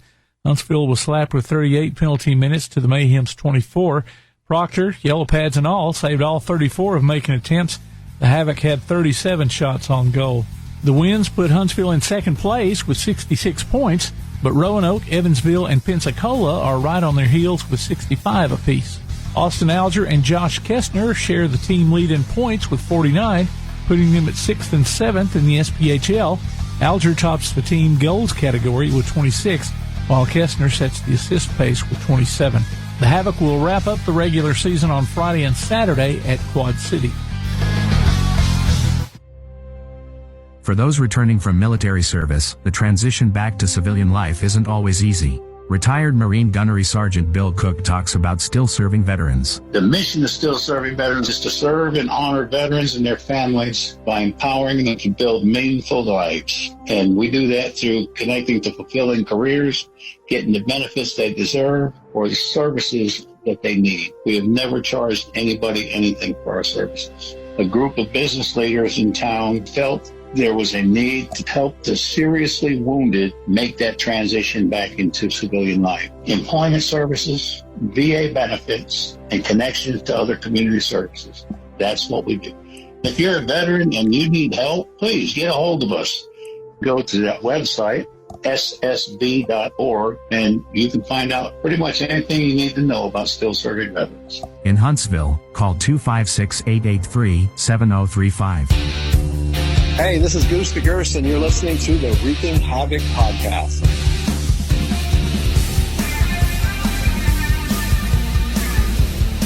You're supposed to hit me. Yeah.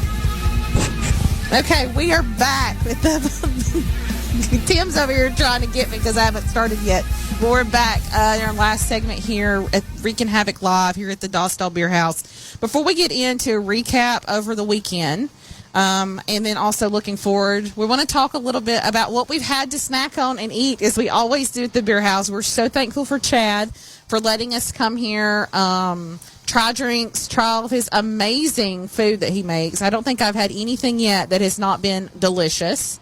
And they're the Havoc Watch Party. So this weekend for the 2 Quad City away games, this is the place to be, to come get your drinks. It's family friendly. They've got all kinds of stuff. The best pizzas. Catherine, what have we had today? What have we snacked on? You got Ben Schultheis's buffalo chicken sandwich. That was probably the absolute best chicken sandwich, buffalo chicken sandwich I've ever had. And I agree. I had it a couple of weeks ago. I'm very picky about buffalo chicken sandwiches. Very. It was delicious. And let me go ahead and tell everyone. It's that big. It was massive. Like, I only could eat half of it, and I was stuffed. And, like, you had the other half, the fries. You're all about the fries. Yeah. Everything. He does something good with their fries. So I highly recommended it. It was not too spicy, but it was perfect. I mean, I can't explain it. Absolute perfect buffalo chicken sandwich. Which pizza did you get for us to try? I believe, so they've actually come out with 3 new ones since the last time we were here. 2 of them are poutines. And then one is this pizza. It was McCabe's Last Wall of Defense. Not the pizza. No. That's a poutine. I know that. I'm saying the 3 things. Oh, yeah. Then this is the pizza. This is like Phil Elkstand's. That's it. Something about a luau. It's got pineapple on it. It's like That's pineapple chicken or barbecue chicken. Yeah, something. pineapple, banana peppers, and then there was another one, Risky Business. It was poutine. I want to say it was maybe pork. Yeah. And then I think it's McCabe's. It's got the nacho cheese on it. Yes. Yeah. Yes. So highly recommend if you're here or if you're in the area to come here and get food. And I'm going to tell you what, I'm all about making my buck last because I'm cheap and I like money to go a long way. And I'm not going to lie, the portion that you get here is worth every penny. Like, it's plenty. It's wonderful. Your family will love it. What'd you have to drink? I got Yellow Hammer. Smells like Nirvana. I believe it's a seltzer of some kind. Not really a seltzer person, but it's pretty good. Very good. I tried a new mango beer that was pretty decent, and then I had her make me a vanilla latte, an iced one, and I love coffee. That's nice. Yeah. I can drink coffee. I didn't know they had those. Oh, yes. So good. Usually I want my coffee when we're done recording, and then they're, like, cleaning up, and I'm, like, not going to get the coffee because they're cleaning up, so I got it early. Very happy. I could drink coffee at 10 o'clock at night as long as it wouldn't keep me up, and it will. So... good coffee. What did you have? I had a citrus beer, not sure of the Baker model, but it was very good. But you liked it? Extremely good. There you go. It's been a very good experience here. They Good. have quite the nice setup, good environment. A lot of people sitting outside today, beautiful weather, so it's really nice. And they had the shuttle launch, the Artemis. We watched that. That was pretty cool. They had it on in the bar, and I don't know, it's just kind of a nice low-key little area to come to. But if you're here on a Havoc watch party night, it is not low-key. Yeah. The energy is high. It is loud, and it is fun. And if you come, make sure that you're in your Havoc gear because you do get 10% off when you show up in your Havoc gear. So that's always important. I think we might be here Friday. Are we coming? Yeah, I think we were thinking about infiltrating Friday. About it, yeah. Recording some stuff live and seeing what happens. Getting in everybody's space, taking over a little bit. Yeah, doing some video, you know, bumping our followers up a little bit. Gotta go live. Yeah. We're doing. I'm pulling out all the stops that I learned in journalism school as much as I can. But because Friday we are going to be here, the team's not going to be here. Like they left today. I think they left this afternoon. To Wednesday, they left, headed to Quad City, and Catherine and I had like a wild idea. Let's just jump in the car and drive to Quad City, and she stops 10 hours, me. Yeah. Like, yeah. I thought about flying to Chicago and then renting a car because I don't like driving for that long. That's quite the hike. That is quite the hike. I don't know. I was like, I could just. I know someone that lives in Peoria, so I mean, we might have a place we could like crash at their house. I'm not going to Peoria. I promise you that. We could always do that one, but other than that, Quad City is going to be a hike to get there. I'd wear the most obnoxious Havoc shirt I could find. Just walking around Peoria. I would like to go to one of those up there. So yeah, but we had a good run over the weekend. Yes. Played 3 really good games, and I wanted us to talk about it. And JP, if you have some time, wanted to get your thoughts too on those games because we have been on a weird. I don't know. It's kind of like we're juggling this weird February, March, early March, where things haven't clicked, you know, and that it's like they're playing great, and we all know they can, but something's just not happening. But these past 3 games, the duo against Birmingham, and then we traveled to Macon the next day, which I was really shocked how well we did with Macon because they're tired. They played 2 really strong defensive games back-to-back with Birmingham, which is never an easy game. Very emotional series, too. Very much. Hard to really get. And for many years, Birmingham's kind of been a thorn in our side. They used to be one we could easily beat. I can remember many years ago where we could always just kind of manhandle Birmingham, and they did not have a lot of luck with us. It's not been the same the last couple of seasons. So I was really shocked at how well we did with Macon. So little brother hit a growth spurt. Yeah, something happened. So Friday, you got some good stats. Catherine's always got me some good stats on Friday. Friday I actually missed the game. I helped coach my nephew's baseball team, so that's awesome. I was at baseball, but I had Flo propped up on the dugout, and Kessner and Alger got 2 goals. Mm-hmm. We outshot them 38-24. That was Trezera coming off of IR after we talked to him. That was a lot of fun last week. Yeah, and he had told me, I love him. Oh my god, he seems like a great guy. He's like the really cool older big brother that probably has been around and like done all kinds of crazy stuff. You're not really quite sure what his story is, and then like you don't know how he got there, but the point is he's here, and so he was a lot of fun. And he had told me before that the day before he wasn't sure when he was coming off IR, so they must have just like learned the next day. But it was a pretty good game, and I felt like if we could get momentum early against Birmingham and keep that momentum up, then we do a lot better. The games where Birmingham has really controlled our ability in the game has been when we have played sloppy and like not doing good defense, not being really aggressive in the forecheck, all those areas, but then also penalties. Like we always get really penalty happy over Birmingham, and that has also caused a lot of struggles. And so I was really happy that was not the case on Friday. What were your thoughts about that first Birmingham game? Yeah, it felt like the offense kind of woke up, like you had mentioned. Kind of felt like we've been in a little bit of a lull since the turn of the 26th year, and that felt like early season Huntsville Havoc Friday night, and really that was a huge game too, because you kind of just come off the loss against Roanoke prior in the weekend on Saturday, and to set the message like that, score 5 goals, and have the big players like Kessner and Alger show up the way they did, and as always Brian Wilson played fantastic. But no, I think that was a game where there was a lot of nerves probably from the fans of wondering, like, okay, it's kind of like, yes, we've kind of like put up with a little bit of not the best performance, but this is do or die this weekend. It was. And it felt playoff atmosphere. It felt pressure. It felt like it mattered. And they showed up and they played incredible. I mean, it really set the message, that first game. I mean, they dominated. Yeah. I talked to Clay Freak Daddy last weekend. He says, I don't think I've ever seen a goalie pulled that early. Yeah, they got Stewart out, I think, 9 minutes into the game or something. Still 11 minutes in the first period. And I was impressed that they put him back, though, night 2, and he did a very good job on Saturday. So Well, and I'm always, especially when we have a two-game stint with a team, it's always the Birmingham 2-game stint that worries me more than the others. Like, I'm not as concerned with Quad City's two-game stint. It's a road game. They'll obviously tire all the things, but at the end of the day, Birmingham has just given us so much of a problem the last couple of years. Just being able to really play better and to really play more aggressive. Kind of like Auburn against Alabama. Really? Well, old Auburn against Alabama, maybe. Don't get me started on that. Still, no, but you're right. And also, like, Birmingham knows how to push our buttons. I went to the the Martin Luther King Jr. game. When you were sitting in front of me. Yeah, and that game, Birmingham pushed our buttons. Yeah. And we answered to those buttons being pushed, and it caused us to get so many penalties, really throw our mental game off, and I feel like that contributed a lot to us losing that game. But now, this weekend, they still tried to push our buttons, but we were way more controlled. It was like more of the team that we have seen at the beginning of the season, and I was really impressed with that. And then you come into the second night.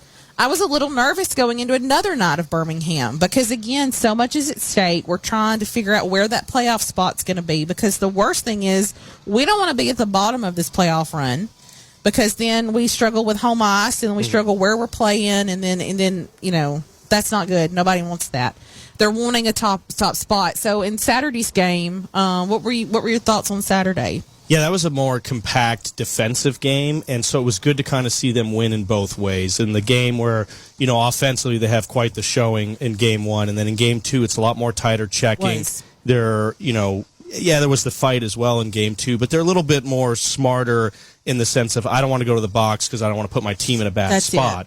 On Saturday, it did feel like there was more pressure and nerves in that game, and I thought they executed because they showed they can really this whole weekend, and not to jump ahead to Sunday, but it's like a perfect weekend of the offensive output, the defensive play, offense Friday, defense Saturday, and Sunday, what it means to go play a good road game, and to play tired, and to play at a matinee game on 2 o'clock against Macon, and Macon is desperate for those points. They need those points, and Huntsville had clinched the playoff spot. They won the Joe Stroud the night before, and to still go in and shut them out, and to play as hard as they did, and defend the way they did, and clear pucks, and play hard for Alex Proctor in the net.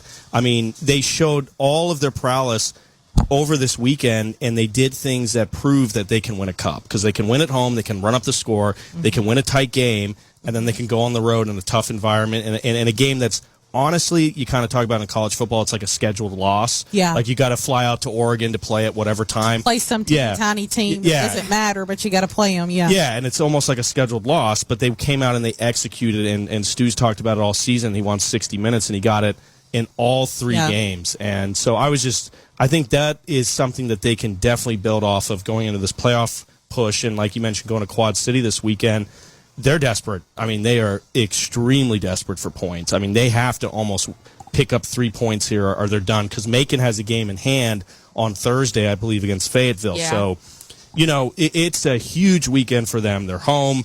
I don't know how many fans they can get in that building, but they're going to have their largest attendance this weekend. Yeah. Well, and also,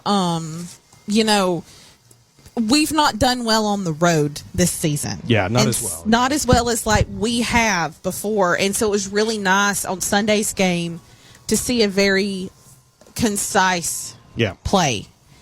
As tired as they were. At the time, it was an hour ahead. Yep. Everything that could have been working against them mentally, for some reason, they were very checked in. And I was very happy to see Proctor between the pipes. So no, Wilson needed a rest. He needed a rest. Oh my God, I was so happy. Yeah. We were talking a couple of weeks ago about how I was so used to seeing in like 3 games the first night's goalie. I'm not going to see him maybe again until like the last of those 3. So but we've been playing Wilson over and over. Yeah. Needed the break. What were your thoughts of seeing Proctor for the first time really in this way? Yeah, he was calm, cool, collected. I think that's a tough thing for him to do, to go now play that Sunday game on the road. And his positioning was really solid, and he did a great job covering up the rebounds, not giving up secondary opportunities. And even in the moment where he kind of fumbled the puck behind the net, he calmly got right back into the crease. You wouldn't have known it was his second game in the professional league. I mean, he really looked like he had the calmness of a veteran, and I think he's probably learned a ton from watching Brian Wilson and knowing that the team in front of him. I think as a goalie, you build so much confidence knowing about the guys in front of you. Yeah. And if something, God forbid, ever happened to Wilson, he got hurt, Proctor can come in and win games, and obviously, definitely would not wish that. But Proctor can come in and win games. I mean, you can still win a cup with him between the pipes. Yeah. And I'm glad that we got to, as fans, we got to see it, but I think more so, I'm glad the team got to experience that with him, because you've got a new player. They can play, but you got to see them. You got to kind of get out there and get your mojo working with them, see how things are cooking. They also have to kind of see what kind of people they're having defend them and how that works.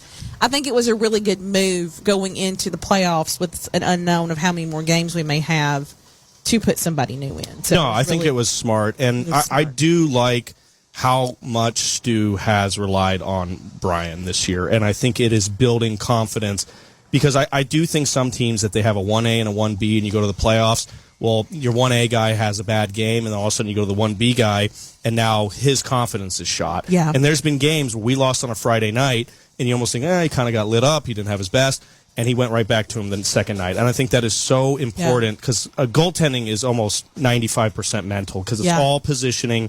Obviously, Brian has extremely great reflexes. He's an incredible goaltender. But you have to have the confidence, the swagger, the positioning, and you have to know that your coach wants you to be in the net every single night. And I mean, yes, I think it was great he got the rest. It was great that Proctor did as well as he did. He's a very competent. Like I said, we could win a cup with him. But Brian, this is his team. He's the guy. He's the quarterback. He's the all-star. And, he needs to know that from not just his guys in front of him, but from the coaching staff. And Stu's done a really good job in, reinforcing that message to Brian, so he'll play with high confidence. We had a few nice little fights that broke out over the weekend. Lindsay's fight was fun to watch. An almost fight, a Lindsay fight, and then an actual fight. We had Fry's second go round. A weird Fry's set of fights, and then we had Lindsay's fight, which was great. It's always fun, and I love, you mentioned strategic placement of those things too. I like that even on Friday when Trezero went a little chippy with somebody, it was all at the beginning of the game. Yeah, if we're going to get it out of our system, rev the team up, and kind of show the other team who is boss, and this is our ice. Let's do it within the first period. Yeah, send a message early. Send it early. I was more happy to see those messages sent earlier than to see them sent late in the second or, God forbid, in the third, which has happened. However, Kestner kind of came out of his shell on Sunday. It happened right at the end. Yeah. But I was watching that. Shouldn't have hit him at all. And he turned around and took care of some stuff. So that was kind of nice to see him. You kept telling me, Catherine, you were like not expecting that. Well, I believe that was when I was, shocker, doing something for baseball. And I think maybe you sent me the clip that you had taken from Flo. And I was like, what in the actual... And I was like, we got to stop. We're at Red Robin. I was like, everybody stop eating. I got to pull up Flo. We pull it up, and I said, oh, my God. He did it. Kestner did it. We knew it was in him. So it's kind of said, this is one of the last regular season games. Yeah, pretty much. And I loved it. I didn't know he could do that. And so what are your thoughts, Jacob, going into these two Quad City games other than points? Like, what do you think that we as a team have to make sure that we have correct? Yeah, I mean, you're going to get Quad City's absolute best this weekend, and you have to be ready to kind of, I think, on the road, weather an early storm from them in the sense like they're going to be at 150% right off the opening draw. They know how important it is, and you kind of want to. This is like, in a college football sense, a road game where you just want to run the ball and break them down. Yeah. And you want to stay to your positioning, and you got to stay out of the box. They have talent. I mean, Leif Matson has scored probably the prettiest goals I've seen all year. Him and Joe Widmar, to me, are like the top two talented players in the league as far as in certain moments. But, no, they're going to be giving their absolute best, and you just have to be ready to handle that and prove that you're not going to get worried about the crowd. You're not going to they're going to be extra chippy. We have the skill to beat them. Don't play their game, play our game. Yeah. And it's a little always bend, but don't break after the first couple minutes. Yeah. See, and Huntsville's fighting for second place, home ice advantage. Quad City is fighting to be in the playoffs. Yeah, it's a different desperation. They don't, yeah, exactly. And I believe, so the last Macon and Fayetteville are playing 3 games this weekend. They're 9-10, so they're trying to see. Yeah, Fayetteville has to sweep, and we have to sweep Quad City for them to get in. Yeah, for Fayetteville to get in. Yeah, for Fayetteville to get in, and then Macon and Quad City. Macon kind of has the inside track because they have that game in hand. But no, I mean that Thursday game is huge between those two teams, and then, I mean, all Quad City can worry about it. They have to sweep us. I mean, they're going to do everything they can. I do expect to see Proctor in one of those games, whether Friday or Saturday. I think it would be smart to play him. So what happens if we split the weekend and we win one and Quad City does? What does that do? There's all kinds of things that could occur. Yeah. Like this weekend is going to change. Catherine has cracked me up today on her meticulousness on her scenarios. Yeah, there really is. Because I think Peoria is playing Roanoke. Yep. And Peoria doesn't really have anything to play for. They already have the 1 seed. I mean, if I'm Peoria, I'm like, I don't want to get anybody hurt. I want to. And Roanoke is going to be going after it. Is it Pensacola, Evansville? Yeah. Okay, that's a huge series. Is that going to be the middle series? That's 4 and 5. 4 and 5 are so much closer. I don't want to be there. I don't want to be there. I don't want to be there. So, who is the team then that you both want us to hit first? Like, Jacob, who do you want us to see playing first in the playoffs? Who would be the ideal scenario for us? That's tough because you never want to give billboard material to the other team. No, I'm kidding.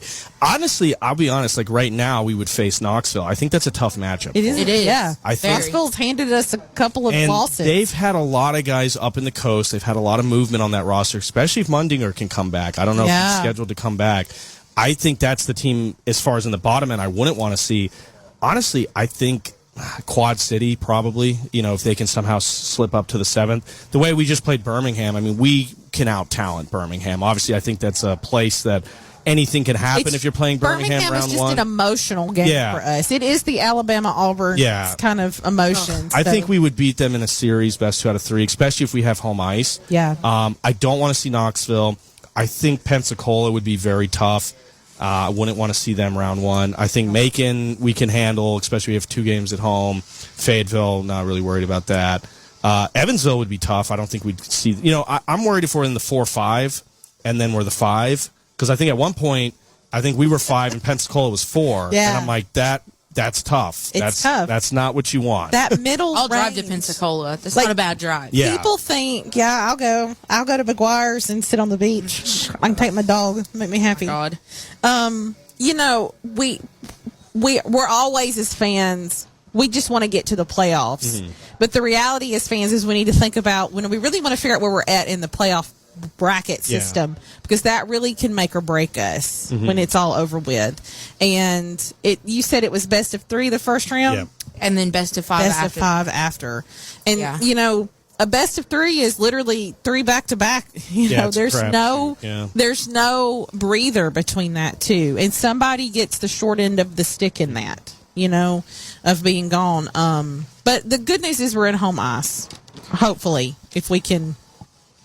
I'm knocking on wood. I hope you all know that we've not done the sport table. Against Knoxville, we've technically lost that season. Yeah, season that series. Surprised me. Yeah, same with tough. Fayetteville, though. Tim, who do you not want us to see in that?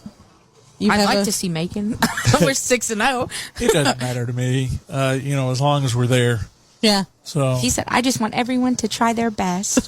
That's what that sounded like. We all just get along. I will say I was shocked that like 80% of the teams make the playoffs. I was like 8 out of 10. I was like, really? Well, everybody gets the trophy. Well, when Mobile hits, when Mobile hits, it'll be a lot like that year that we had. I call it Vermin County. It was Vermilion. Oh my God! Call it Vermin. You weren't here with Vermilion. I had no you idea. missed. Yeah, you not missed many people were. You missed the fun of that chaos in that part. But I really hope that the Mobile League is successful. Oh, for sure. And does not a failure like what happened in Vermilion, because that was crazy. But that year, you had, what was it, 2 teams that didn't go, or was it 3? Was it 3 that got left out? I can't remember. But it was like... Well, I mean, there's 10 in the league, right? So top 8 go. Yeah. So it was like there was a lot more that was at stake when we had them, because we had that extra team, and so there was more people kind of fighting. Vermilion was never going to go. Okay, they weren't heading that way, but it made it harder because there was the points were different, right? Because we were separating them out a little bit more with having another team in the league. So I will be interested to see when we get another league team how this kind of looks when we hit the playoffs based on that experience. So, and I think I've read, like, at one point in the league, I don't remember when, there was only one team left out of playoffs. Oh, wow. So, like, imagine being that one team. I think, was that not Birmingham one year? I hope so. I think it was Birmingham one year. I believe it was. Yeah. Now that I want to say it was been Birmingham. a few years, it's been a few years when Birmingham was not the kind of Birmingham team that we play now. So, but they still gave us trouble. Always. They know how to push our buttons and do just enough damage to do whatever. So hopefully we won't have any of those problems. I'm knocking on wood again. Tim, as we wrap this up, anything else you got on your mind? No. Well, some thoughts came to mind as Jacob was talking about being a broadcaster, along being the homer. Not trying to be so much of a homer, but I do a lot of high school games, and the AHSAA says, don't bash the refs, be good sports, but then you still have these hometown broadcasters that they just want to complain about everything. Well, I mean, same way in the SPHL, but I remembered listening to the Alabama-Tennessee game going up to Gatlinburg one year, and this has been several years back. What sport are you talking about? Football. Okay. And we were on the way up there. Alabama ended up winning 9-6. So I'm going up to Gatlinburg listening to the Alabama broadcast, and here's those guys, and then we got out of range. Changed it. Yeah. And then I found the Tennessee affiliate, and I'm like, is this even the same game? Yeah. Because they were talking about how well Tennessee had played, and I'm like, dude, you've only got 6 points, and I don't even know if they had 6 at that point. Oh my! So I hate both of them, so I don't want to listen to any of it. Roll Tide. I hate them both. You hate Alabama? I hate Alabama. Sorry about it. She's an Auburn fan. No, I'm not. Oh, you're a Florida fan. Yeah. She's a Gators fan. I am. Gators. Chomp, chomp. Were you a Tebow fan? Yes. I love Tebow. I saw him one time in an SEC championship game. I had a sideline pass. I'll tell everybody all day long. He looked like a gladiator. I've never seen a gladiator. He's a good-looking guy, yeah. Well, Yeah. I mean, I'm not saying because he looked good. I'm saying because his arm was, he was like warming up, passing. I swear to God, I've never seen anyone who was that in shape in my entire life. I was in college, and I was like, that guy's a gladiator. And then he cried on TV that night. We beat him. Cried. It was fine. Yeah, I remember that. Yeah. You guys brought out the gator head. Yeah, the gator head, and he was crying. Okay. But beforehand. But building on to that, I have seen several posts from fans of opposing teams talking about how well they liked you guys whenever you called their games, or even when you were calling a Havoc game at home, and that was all they had to listen to. It was like, they didn't bash the players or the teams or anything like that. So they just had good things to say. And when something good happens, you give credit where credit's due. Oh, yeah, for sure. If somebody does a good save and it's not our goalie, you give credit where credit's due. It's good. It's a good deal. That's something I know I can do is if I'm at the game, I know Laura is either at the game or watching it. Yeah. And I know that I'm extra emotional about it because I'm there or whatever. If I'm like, that was a missed call, I'm like, let me think. I text Laura, I'm like, what did Jacob and Guy say? Because that's how I know. And if I'll I'm say, right or not. actually, they agreed with the ref. And I'm like, okay. You they win. actually said it was this, or I'll sit there and I'll clip it back. That to will her. 100% change my mind every time. Well, but now I'm way up there just guessing. Yeah. I'm kidding. No clue. You're like Mario up in the clouds, part of the clouds. You see nothing. Broadcasters have tricks to kind of keep things going, even when they don't really know what's going on, but they can, the way they word things, there's a Havoc goal. Yeah, exactly. To kind of buy some time there until they find out what's going on. I would never know that you guys couldn't see that well, other than maybe the only time it ever occurred to me was a few weeks ago. There was a fight, and this guy stood up the whole time during the fight. Oh, yeah. And you commentated it, and I was like, oh my God, can this guy sit down? I don't know what's going on. I said to myself, I hope this is not a good fight because I'm not going to get a clip of it for social media. I thought about that when he was talking about the people standing up in front of him. And I was All like, over social media. Yeah. They're blaming the camera guy. I'm like, how about no, that's not how about his fault. blaming the guy with a big head? Maybe that's the season ticket I need. And then nobody move. Nobody sit here. You know what I'm saying? I'll just stand the whole time, and then the. I was going to say those seats just need to be kind of roped off like they did back in COVID days. Yeah, but that's like $450 a pop. Well, I mean, it shouldn't take that many just to keep one person from standing in front of Have you seen any more rats, is the question. No, Guy saw that, so I can't confirm or deny it. I can't wait to ask him when we bring him up the rat question. No, he'll have a funny response to that, I'm sure. But no, I have not, thank goodness. I get scared very easily, so I don't know how you guys are not out of shape getting up there. Like, we've come up a couple of times. I have to time it. Like, if I'm going to the bathroom, I'm like, I can't, I have to get back before 5 minutes so I can, like, yeah, for real. It's just it's a hike. Yeah, man. no, it's a beatdown. If I see you walking down the stairs, I'm like, good luck to them. No, sometimes I'm like, not I'm not going to the bathroom because I'm like, I can't muster the leg strength to get down there. One thing I did want to ask before we do clip off, this is why it always goes so long because we keep thinking things. You got the treat of a lifetime when some of the guys came up to that was awesome. Oh, my God. I wanted to talk to you about that. You got the treat of a lifetime. I was listening to it. You were there at the game. I was at the game. And you watched them walk up. Yeah. Because she said... It was Camp and Lindsay and Trezera. Okay, so she's like, Lindsay and Camp look like they are dressed to the nines. And Trezera looks like all love. All love. Before you finish that, it was so funny. You got to say mad respect. Mad respect. Like Trezera, I would wear the same thing if I was on an hour. I would come there. I mean, for real. I'd be in the most comfortable. He looked like a dad following 15 feet behind him. He looked like so comfortable in what he was wearing, like chilling, really enjoying the hour of life, and the other two are like dressed to the nines, ready to go. So when you shared the picture of Lindsay with the headset, I was like, he is dressed like he should be in the booth with you. It was funny. How was that? How did that all happen? It was completely random. They've never come up there, and I kind of tapped Guy, and I was like, I think the players are coming upstairs right now, and they just like came in, like, hey, what's up, guys? And it was Guy's, genius. He just took the headset on it and handed it to Lindsay. Like, none of it was planned. I didn't know. I was kind of worried, like, when some of the fights broke out that he was going to start cussing or something. because like he'd just That get would've right been back great. into it. Yeah. That would be me and Catherine. Don't worry about that. I will tell you what, he was excellent. He was an incredible color commentator. He was insightful, knowledgeable, and like I threw it to him a lot more than I probably should have to like put pressure on him, and I didn't mean to, but like he was amazing. He was a 10 out of 10 for never doing it, literally just walking up to say hello to us and be nice, and us being like, hey man, you want to put the headset on?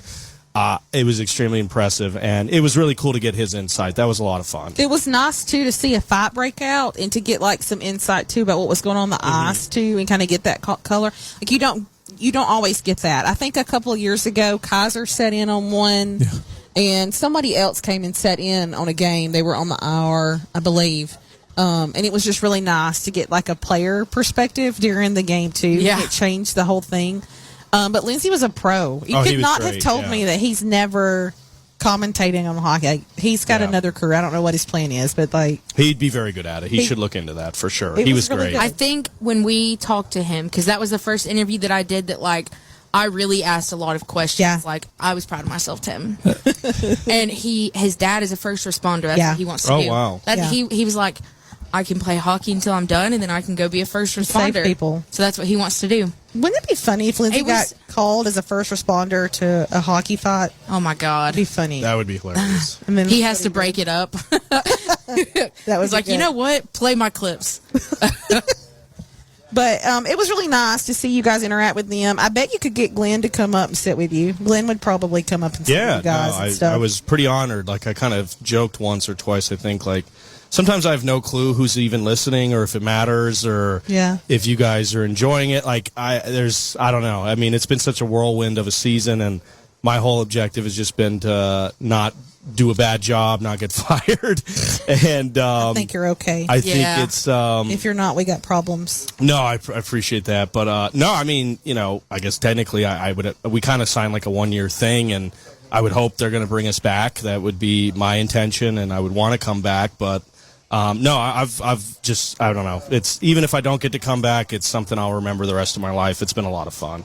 Well, speaking of dressed to the nines, I know you just came from work, but you are the first person who has come here with a tie on. I appreciate that. Yeah, no, I didn't have time to run home and change, and I was like, well, I either look like a bum or I look like I have my life together some way. Even we didn't do it. So. No. I always wear my Havoc shirt. That's fine. You guys we need to wear Havoc stuff. Yeah, you All guys I are have dressed is literal sweatsshirts or jerseys, and I'm like, I'm not doing that. I got to go here. get it. I can't. Summer I holiday. just bought a Dostal Beer House shirt to wear. Oh, very nice. It's VBS. Very nice. Vacation. Oh, that's hilarious. Vacation beer school. Very nice. It's really funny.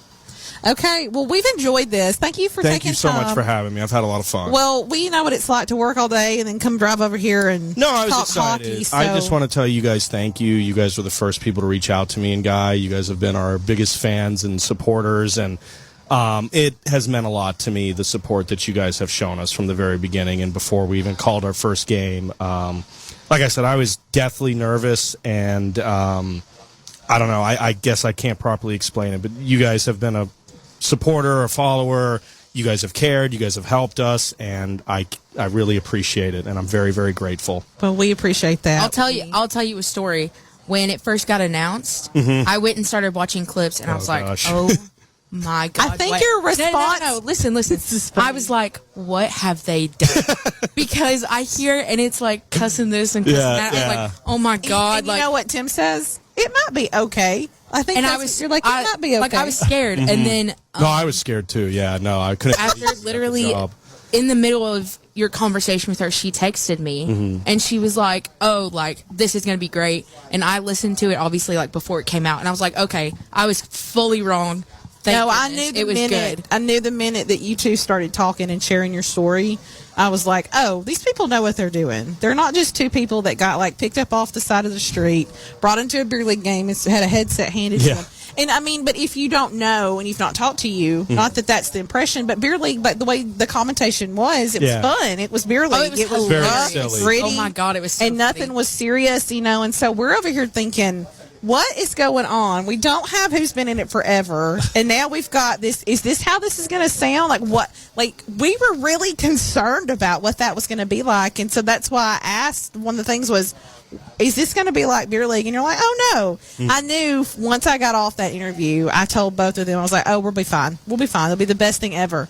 And I do not show up to a Havoc hockey game at BBC without my headphones now. I appreciate that. Like, I have I literally have my earpods and a charger for them, and if they die, I have my backup Beats.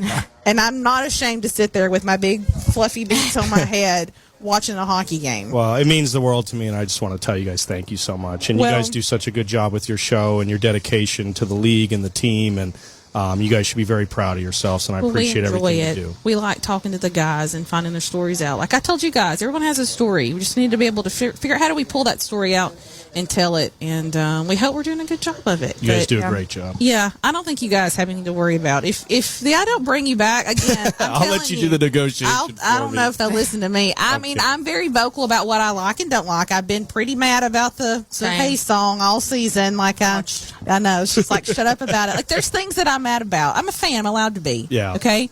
But I think the best thing they've done since I've been a fan has been this change in common. Agreed. I think this has been the best thing they've done this season. I've really appreciated what they did with it. And, two outside guys who may not really know a lot coming in to do it and figuring it out. Like, it's just been a great story. And I just see so much success. So we're hoping in the future that we'll be able to get guy out of Giles County, Tennessee. Yeah, I'm sure he will be down here to come down here and sit. And I bet Guy will show up in a suit and tie. Hell yeah, he's always dressed. He's always dressed to the nines. Mm-hmm. We got to remember that, and I'll wear like you should wear a fake bow tie. I was literally like my old bridesmaid dress. Like we'll all dress like we'll dress to the nines. Yes.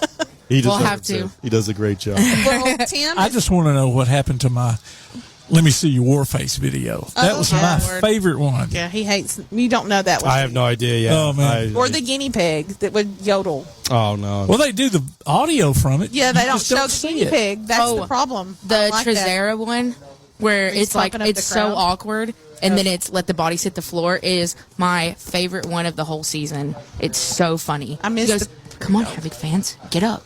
And then it's like, let the bodies hit the floor. Hey, and they've also started at the beginning. Your comment, like, I know you're not going to get rid of it. Yeah, your commentation's up. It's cool. It's good to hear it. I enjoy it. Tim, you got any last thoughts as we've we'll just keep going off on tangents. We've spent our 2 hours. You got any last thoughts before we wrap it up here? No. I think I've thrown all my thoughts in there that I can remember. You have a great voice, sir. I just want to say that. You have a great voice. Oh, you have a very good professional radio voice. Well, yes, sir. I've been doing it since 1982, so. I wasn't born way before our time. We weren't alive in 1982. Were you alive in 1982? No, 95. See, none of us were alive then. You're very talented. Started out at Way Radio, weekend overnights, so. All right. Nobody was listening. Catherine, you got any last thoughts, questions, complaints? My battery's drained for the week. Yeah, we got to reboot ourselves for the weekend. Yeah. Anything else from you? I think Jacob? we'll split the series and hopefully finish third or second. Okay. Yeah. Well, that's what I'd like.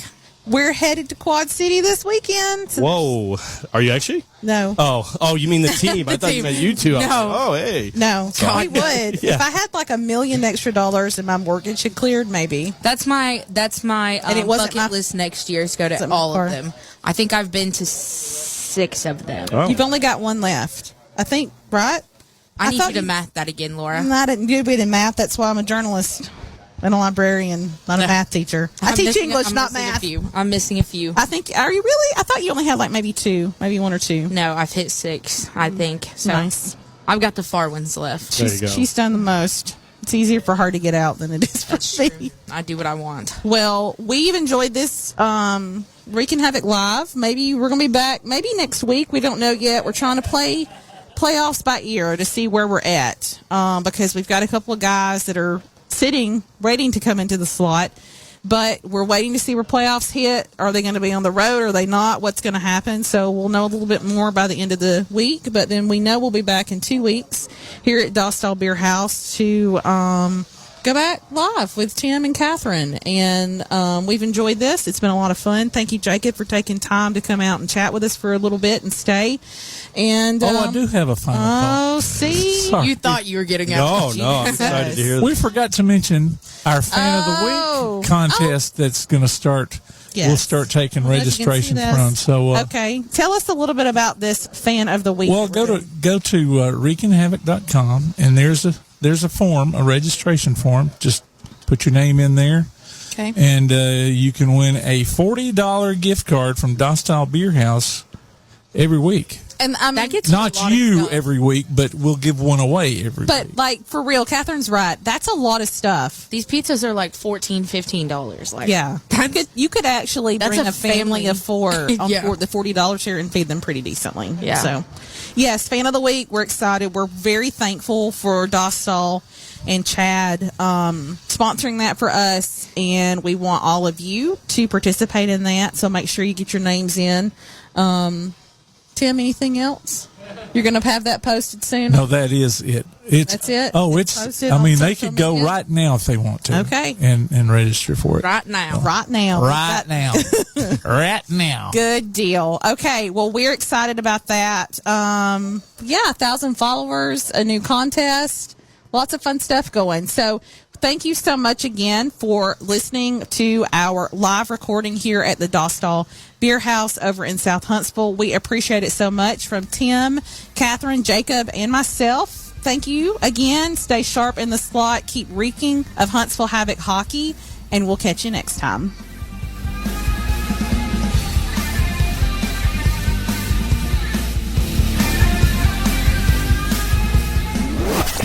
The Reekin Havoc Podcast.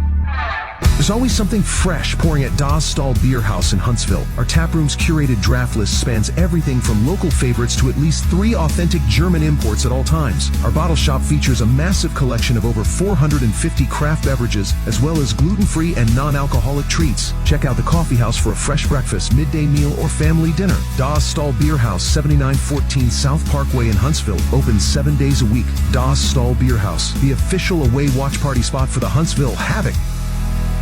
If you'd like to find the way to a healthier, more flexible you, look no further than Stretch Zone, practitioner-assisted stretching to help you achieve your wellness goals. The Stretch Zone method will help you gently and gradually increase your active range of motion with an approach tailored specifically to your needs. From basic back stretching exercises to sciatic nerve stretches, give them a try with a free 30-minute session. Stretch Zone, locations in Athens, Madison, Huntsville, Decatur, and Rogersville. Visit them on Facebook or online at stretchzone.com.